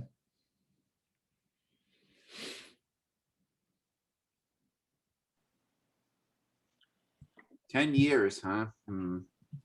Yeah. I was Michael, hoping, you were. Oh, 10 sorry, years. Sean. You talk first. 10 I years was is ho- not I a was lot ho- of time. It's not a lot of time, believe me. I know, it just feels like maybe, you know, I got some plans, you know. I wanted to make sure that I got enough stuff out there at a time, well, quality over quantity, of course, but I want to make sure that I get some stuff out there before a certain time, you know. I don't want my Sure. ideas to outlast me, you know, before What's your until they hurry? get out there. What's your hurry? I hurry? Well, I just don't know how long I'd live for, you know. Nobody knows that. You don't know the answer to that. And I want to Don't- make sure I got enough out there Don't let before that bother anything you. happens. Don't let that bother you. Enjoy what you're doing as you're doing it. Be in the moment, right? It's all about being in the moment. When you're in the moment, time lasts forever. Okay. But if all you're doing is worrying about what you're going to get tomorrow, you're not paying attention to what's in front of you today. And that's when mistakes happen. Okay. You need to be in the moment always, especially in something creative like filmmaking, right? You can't be thinking about what you're going to shoot tomorrow if you haven't finished what you're supposed to shoot today. And what you're shooting today needs your immediate and 100% of your attention. It doesn't Well, the thing matter is, what I'm you're not- going to shoot tomorrow until the buzzer rings on your wake up alarm and you got to go to work again. Of Focus course, on well, what's in front of you right now. of course, but the thing is, I ain't shooting anything today. That's the problem. Well, it's not always going to be that way. Have some faith. You need to develop the confidence. And how do you develop the confidence? You can do a little something every day towards your goals, right? If your goal is to direct, do a little research, do a little reading, watch more movies. I can tell you right now, every time I'm in my writing class and I ask my students, have you seen this film? So I can talk to you about this amazing scene with this incredible dialogue, and nobody raises their hand. You can't be in a film program and not be watching movies. If you're not watching movies, how the heck do you know what's out there? Okay. So even watching films and studying films, if you want to be a director, can contribute to your education if you're doing that kind of work in earnest. If you're just sitting there watching it and cracking open a beer and a bag of chips, that might not be legitimate research. But if you're watching that film and taking notes, you know, what camera angles did that director use when they shot the car chase? Were they inside the cars, outside the cars? How long were the action sequences? How many of them were there? Take a movie like The Bourne Identity and start breaking it down, break the script down. I got buddies that are writers out there, and when they're bored, they pull scripts out or they pull films out, and they might have seen the darn thing 70 times, and they'll watch it again. And every time they watch it, they're looking for something different and learning something new, even when from something they've seen dozens of times, right? It's all how you approach your research, whether or not it's going to do you any good in the long run. Okay. And just do a little bit of something every day, and put things like ads on Production Hub out there and let people know what you're looking for. Find a mentor, look for a job as an assistant, and do your studying, right? And be patient, right? Because you need to be ready also. There's lots of things you can do to contribute to your career that don't feel like much at the time, but they will pay you dividends down the road. Be healthy. Make sure you're always getting enough sleep. Keep your health and your physical condition in prime peak condition at all times, right? The worst thing that can happen to you is to have opportunity knock at the door and you're not home, or you're sitting on the john, right? You need to be ready to go when the knock comes on the door, right? And you need to be ready in all phases, right? So mentally you're ready, physically you're healthy and you're ready to go. And you've been doing your prep and your research and thinking about how you'll act when your opportunity comes. When it strikes, be ready, and then don't hesitate. Okay. And trust this process, Lily. It'll be okay. Trust the process. It'll happen. Okay. Appreciate that. Sometimes, and here's the other thing, believe it or not, and somebody told me this a long time ago, and I'll be damned if it wasn't true. Sometimes the best opportunities that you will recall when you look back in retrospect will have come at you from an angle you never expected. Help will come from somewhere or someone that you never expected. And if you're not ready, it was all for nothing. Be ready so that you can perform when the time comes. And if you do, that's all that needs to happen, because people will know and you will demonstrate your prowess and your capability, and they will trust you. That's all it takes, is to develop a little trust. Once they trust you, they'll reach out to you. They'll open up to you. Okay. You got to treat this really carefully. When you're new like this, you got to get people to warm up to you and be willing to saddle you with responsibility that you can handle, so that you can do that well and shine, and so that they can reward you and keep you around. Okay. That's what this is about. It's more about people and interpersonal relationships really than it is about what you know. They just need to trust you and know that you're going to be there when they need you. Because when opportunity strikes for them, the first thing they're going to do is turn around and look at who their assets are, who's going to be there to back them up, right? And you need to be there. You need to be on that list. And then you back that person up, and they'll turn around and extend the same courtesy to you when the time comes. Okay, that's how it works. Have faith. What's going on? You guys ready to? Matthew has some stuff to say. Was just a quick question. You were saying DaVinci Resolve console. Did you mean like DaVinci Resolve Studio with the mini panel, No. I'm talking about the big panel that takes up a whole room and glows blue in the dark. Oh, you're talking about like the $20,000 rig that's on their website? Because I'm on the Blackmagic Design website, because I was considering getting the micro panel for my setup. The little panels are pretty nice, and they work a lot like the big one. But I've actually done color correction at Photochem in Hollywood on Olive Avenue, and they use the big consoles. Looks like a spaceship when you walk in the room. It really does. Oh, it's beautiful. And the operator's already sitting there in the dark waiting for you. And you go and you sit down at the console, and they start rolling the raw stock, and you start tweaking on the console, and they start taking notes. I mean, that's the industry, and it's the same software, believe it or not, as the stuff that you can get for free when you buy a Blackmagic camera. The only difference is they got this whiz bang machinery to run the software. and that's the Mhm. kind of thing that sometimes, they're looking for that guy when they're putting an ad out for a colorist. Yeah. If you're working with those mini panels and stuff, I'd put that on your ad for sure.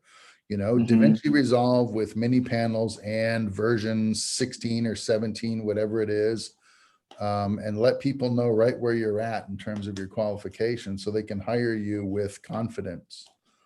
Mhm. And you're still available to do like Zoom meetings if like say if I already have like my resume or portfolio ready or anything, would you be willing to look at it and everything Sure. and give me Sure. some pointers? Yeah, this is what it's all about. I mean, I told you, I've had maybe 5 resumes my whole life, so I'm not an expert on building a resume, but I know what people are going to be looking for, and I can help you in that respect, to what you want to include on that resume and stuff, what you want to emphasize and what you want to sort of, de-emphasize or don't bother mentioning, right? The last thing Right. you want to do though is tell people you do 5 different things. Okay. Mhm. If you do 5 different things, that means you don't know what you want. You need to know what you want so that they know what you want and what they need to give you. All right. But if you're, if somebody, if the genie pops out of the bottle and says, I'll give you 3 wishes and your first wish is 3 more wishes, then, you don't know what you want. Right. So you Mhm. need to know if you really want to be a colorist, then focus on that. Don't tell them you're a director if you want to be a colorist. What good is Mhm. that going to do you? They're not looking for a director anyway. They're looking for a colorist. And should my website be geared to only coloring? If that's what you want to do, then I think that's what I would be putting out there. Because if you want to do coloring and then people are hiring you to direct, you can look at that 2 ways. It's like, oh, well, maybe the universe is telling me I should be a director, or you're going to be doing a lot of work that you didn't really want to do because you really wanted to be a colorist. So don't put something out there if you don't really want it. Right. Oh, Mhm. Matthew, I wanted to ask, what you use to make your website? WordPress. WordPress? All right. Yeah. So luckily I have my brother who does digital marketing and everything. So he gave me the whole rundown of how to make it and everything. I'm still tweaking things here and there, but it's a really good interface. And I think like if as long as the stuff that you put on there is like less than 20 gigabytes, it's free. I mean, you still have to pay for your domain like and everything and the maintenance of the website. And I think as farther as it get. Oh, you pay for traffic. Sorry. He just like popped his head out and was like trying to correct me. He's the mastermind. I'm not. Right. Okay. I'll keep that in mind. Okay. You can buy your domains at GoDaddy, and then they'll give you the DNS to put your WordPress site on their domain name. Oh, and as soon as I'm able to actually, use web courses and to actually get on there, I wanted to actually put my demo reel. I'm still kind of working on it, but I managed to actually get a bunch of old videos out of my old hard drive from when I was like at Miami-Dade. So I'm going to update my demo reel, and I wanted to show you in the class, great. get some Sure. pointers. Yeah. Put it on the community discussion board and let folks take a look at it and give them time to, think about what they've seen and comment on it. And we can do it in class at some point if you want on one of these Zoom meetings. All right. Love to see it. What do you think, guys? Should we pull the ripcord on this one, or do you have any more questions or thoughts on what we talked about today? Can't think of any. Okay. But we got all semester to think about some other stuff. I should think so. We're gonna have Well, I know so. we're gonna have some other great guests. I got everybody locked in now. I got one person who moved around on my schedule, which made room for somebody else that I hadn't considered until today, which is we have the graduate studies coordinator, Elizabeth Kritzer. Oh, I talked to her recently, actually. Well, you're going to get an opportunity to talk to her again next Thursday. She's going to talk to us for a little while about the graduate programs and the offerings here at UCF in case you're thinking about sticking around after your BFA or your BA is over and you're looking to get your master's. And she can talk to you about the programs that we got here. So there's stuff in the gaming department, in the film department, in the writing department, in the journalism department. There's a bunch of good programs here if you feel like you need a little extra study before you get out into the job market. So she'll be coming in next week. And then the week after that, we're going to get Katie Pryor from Refreshing Films and Coca-Cola to talk to you guys about that contest. All right. After that, we've got, who do we got coming in? I got somebody coming in to talk to you guys from the DGA. I got people coming in from the IATSE, from the Lighting and Grip local in Miami. I've got somebody coming in to talk to you about Film Florida, about the Orlando Film Office. That person's also going to talk to you a little bit more about women in film. She's the president of the Orlando Film Office and Women in Film Charter Department Chair. We got, who else have we got?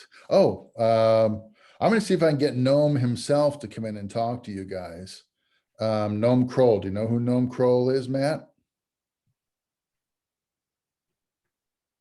We lost your audio. Sounds familiar. Sounds familiar? Sounds familiar. Okay, well, I can't put my finger on it, but well, he's the CEO. I'm going to tell you where the finger goes right now. He's the CEO of Cinecolor. He makes and you're sells. breaking up a little bit.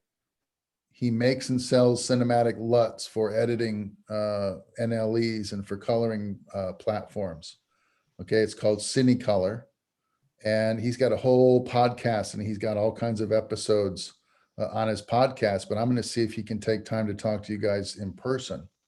That's several weeks from, that's about 3-4 weeks from now. Okay. So we're even going to get a colorist in here. So there's a lot of folks that are going to come in and give you guys some time. So spread the word. Okay. I know we had some web courses difficulties today. And you guys are really good about, you're always here, you're always in attendance, and you're always listening, and you're very polite and very respectful. But I'd like to see a few more bodies in here when we get these professionals to come in and talk, because they're given of their time to come in and talk to you. And they don't have to. They've already got their thing going on, right? They're already out there in the world and they're doing just fine. So they don't really need to come in here and talk to you. They're doing it because they understand what it is to be young and new and getting out there into the world. And they would like to help if they can. Okay. So, see if some of your fellow students wouldn't, reciprocate a little by giving us an hour of their time to come to these Zoom meetings instead of blowing it off like there's nothing going on. Okay. And let's put an audience around these people when they show up and ask them some questions. And be as hard hitting as you want. What am I up against? What's out there? What can I expect? They're there to give you that advice. I want you to hear it from more than just me, so I don't start sounding like I'm full of it. Okay. I want you to get the perspective of other people. So you realize that what I'm telling you is the truth as I understand it. And my best ambitions for you guys would be to hear great stories about what you have succeeded in doing when you get out into the industry. Okay. So remember that and see if we can get some higher turnout here. Spread the word a little bit. All right. It's 5:30-ish.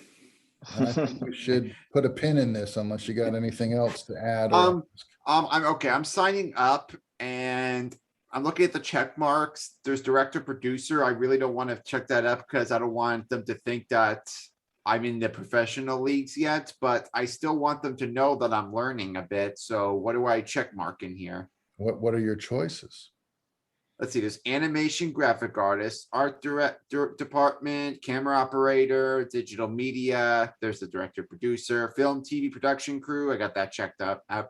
Lightning and GE, light event, location scout, makeup artist, marketing, photographer, production manager, sound mixer, student. Got that checked. I'll uncheck it soon. talent actor, got that check mark too. Video editor, video production, and voiceover artist, got that one checked. Do they have production assistant on there? No, they do not. But they have student on there. Yeah. All right, well, just go with that for now. And then in your bio or something, list what your objectives are, what your goals are for yourself. So they know, yeah, this person's a student, but they want to ultimately be a producer. So they'll know they can hire you as an office production assistant or an assistant production coordinator or a director's assistant or, any number of things that are entry level, but that will get you close to that individual so you can learn. And then, remember, this is a website for professionals. So professionals are going there saying, this is what I've been doing, right? And don't be afraid to say, I'm just starting out, right? Because that's Right. okay. That's fine. In the old days, we used to have a position at the union called apprentice, which is basically what you are. It's like, you want to be in the industry, you know enough about it to know you want to be in the industry, but you haven't worked in it long enough to really know how the sausage is made. And you need to be out there learning from people who are doing it so they can teach you, guide you, advise you, and then ultimately release you out into the wild without supervision, right? And so you were an apprentice, okay? And that's okay to accept that role in the beginning. It's the smartest way to go, you know some stuff because you've been to film school, but you haven't been on a feature film set yet. That's right. So don't tell us that you're a director yet. I was right? hoping to get more of the field work actually in this program, like I kept saying. So it makes me wonder, should I join the graduate program or should I just go out and get an apprenticeship like right when I graduate? Like it's a toughie, It's not tough. When you can no longer bear the idea of not being there, you'll go. Believe me, you will. Okay. But the mountain ain't going to come to you, Mohammed. You got to go to it. So eventually, No, I when know. you're ready, you'll go. But I guess I'll know that. I guess I'll know this next week of whether I need the gear that the graduate program is going to provide, or can I just go to the mountain with what I got? That's the determination. You go to war with the army you got, truly all things in their own time. So if you feel like a couple of extra years in the master's program would help you build your confidence, give you a little extra time, you make a thesis film in the process of doing that. If you really see yourself as a director, then maybe spending a couple of extra years in the master's program where you can make a film and direct it and have something to show when you get out. Maybe that's a good idea. Education is a wonderful advantage at any stage that you embrace it. Okay. So, but will that take away a few assistant years? Like not completely, I'm saying. I meant, will it take away a few of it? No, it won't. You'll get what you'll get what the universe is willing to give you. You could graduate from here and never work in the film industry, never get a meaningful job in the business and end up selling Hey, I don't want to hear that. You need to accept the reality of your situation. Nothing's guaranteed. Okay. So don't think that if you stay in college for an extra 2 years that you're going to lose an opportunity that you don't have in the first place. You'll get the opportunity when you're in the right place to receive it, and not before and not after. Okay. But it'll come eventually. I'm confident of that. I worried about the same thing when I was younger than you, when I dropped out of film school. I couldn't afford to stay in because I couldn't pay for the classes and I needed to support myself. So I had to go to work, and I was chomping at the bit to do that anyway, and I worried that if I stayed in school, I would lose out on an opportunity because I wouldn't be in the right place at the right time. So I went with my gut, but years later, I realized those opportunities didn't come around because I dropped out of high school or college. They came around because I would put myself in where I needed to be when I needed to be there. Okay. But if you're not quite sure where and what to do yet, stay in school and make another movie while you're, that proves that you can direct. And when you get out there, with a master's thesis film that you're probably going to, put a lot more effort into than you're putting into your undergraduate projects, that might in itself be a very good calling card. And it might not get you directing jobs, but it might get you an assistant to a larger profile director. And then you work with that guy for a long enough time to where you get an opportunity to run off on second unit and do something for a job that person is directing and you're assisting for. Well, then Because let's hope, that does happen. well, then let's hope he's with, then if he is to be my director, then let's hope he is willing to work with me on the stuff that I already written. Or she, don't forget. Or you know, she, yeah, that's what, yeah. we don't know anymore where these opportunities are going to come from. The world is much bigger Or and they. fairer than it used to be. Okay. Don't let this stuff bother you, man. You're losing a lot of sleep. No, worrying about problems you don't have. It doesn't, it doesn't bother me of what position I am. What matters is that the work I made is put out there the way I envisioned them. You know, it's the Fair. story I worry more about, That's fair. you know?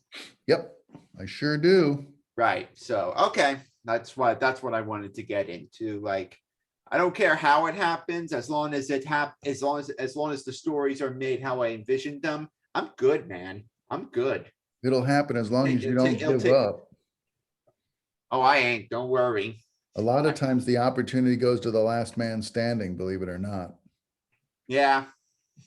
you know? I've been through worse, so I can handle this. Yeah, good. Keep thinking that. You need that confidence. I know it. You need that confidence. It's good. It's very good. All right. You other two mugs, you've been awful quiet over there. What's going on? Just taking it all in or waiting for me to pull the plug? What's going on? I'm just listening Just to listening closely, everything. Yeah, it's all good information. All right. I At don't least want I to think, start yeah. sounding like a broken record though. And I feel like I'm kind of going over ground I've already covered with you. Yeah. Don't worry. I'm pretty confident with my work, you know. It's like that's what I know. The only confidence that I really need is knowing, will other people understand where I'm coming from? Will they understand my need to release these? You know? Well, that's the real trick, isn't it? That it is really. I know this stuff will succeed, but the thing is, will they get in my way to make it happen? I don't think anybody's ever going to get in your way necessarily. They might take what you got because they want it more than you do, but I don't know. It's just be patient and understand everybody's kind of shuffling along in the same line, waiting for their opportunity to come, you know, and sometimes you just got to get in step with everybody else and shuffle along until you get up to the window of opportunity and they hand you whatever it is that you're after, and then you move on from there. Right. Right. It's fine. It's a process. This film career that you're thinking about having, you need to think about it as a marathon, not a sprint. Okay. Right. Because it can last your whole life if you want it to, and you play your cards right. Oh, I don't mind that. If it, Sure. I'm pretty sure it's fun. It So beats even if fixing cars or putting in air conditioning systems or being I a have cable no idea how to installer. do either of those things. Yeah, So- me either. so film it is. Film it is. It's what I'm trained to do. So It's better than I a guess day I'm- job. what? It's better than a day job. Well, that's one of the other reasons why I'm doing film. I have a whole list of reasons, maybe not on the top of my head, but it's around. Well, go find them because they need to be at your fingertips. All right, guys. Yeah. I'm Okay. gonna pull the plug. It's 5:30. And I gotta cook dinner anyway, so there you go. We all need to eat. So I thank you for your time and attention. Thanks for sticking this one out as long as you did. I hope you liked Janelle. And next week we'll have Lisa Danker talking about the MFA program, and stay tuned. All right, everybody. Have a good All right. afternoon. all Have a right. good night. Ciao for Good night. now. Bye.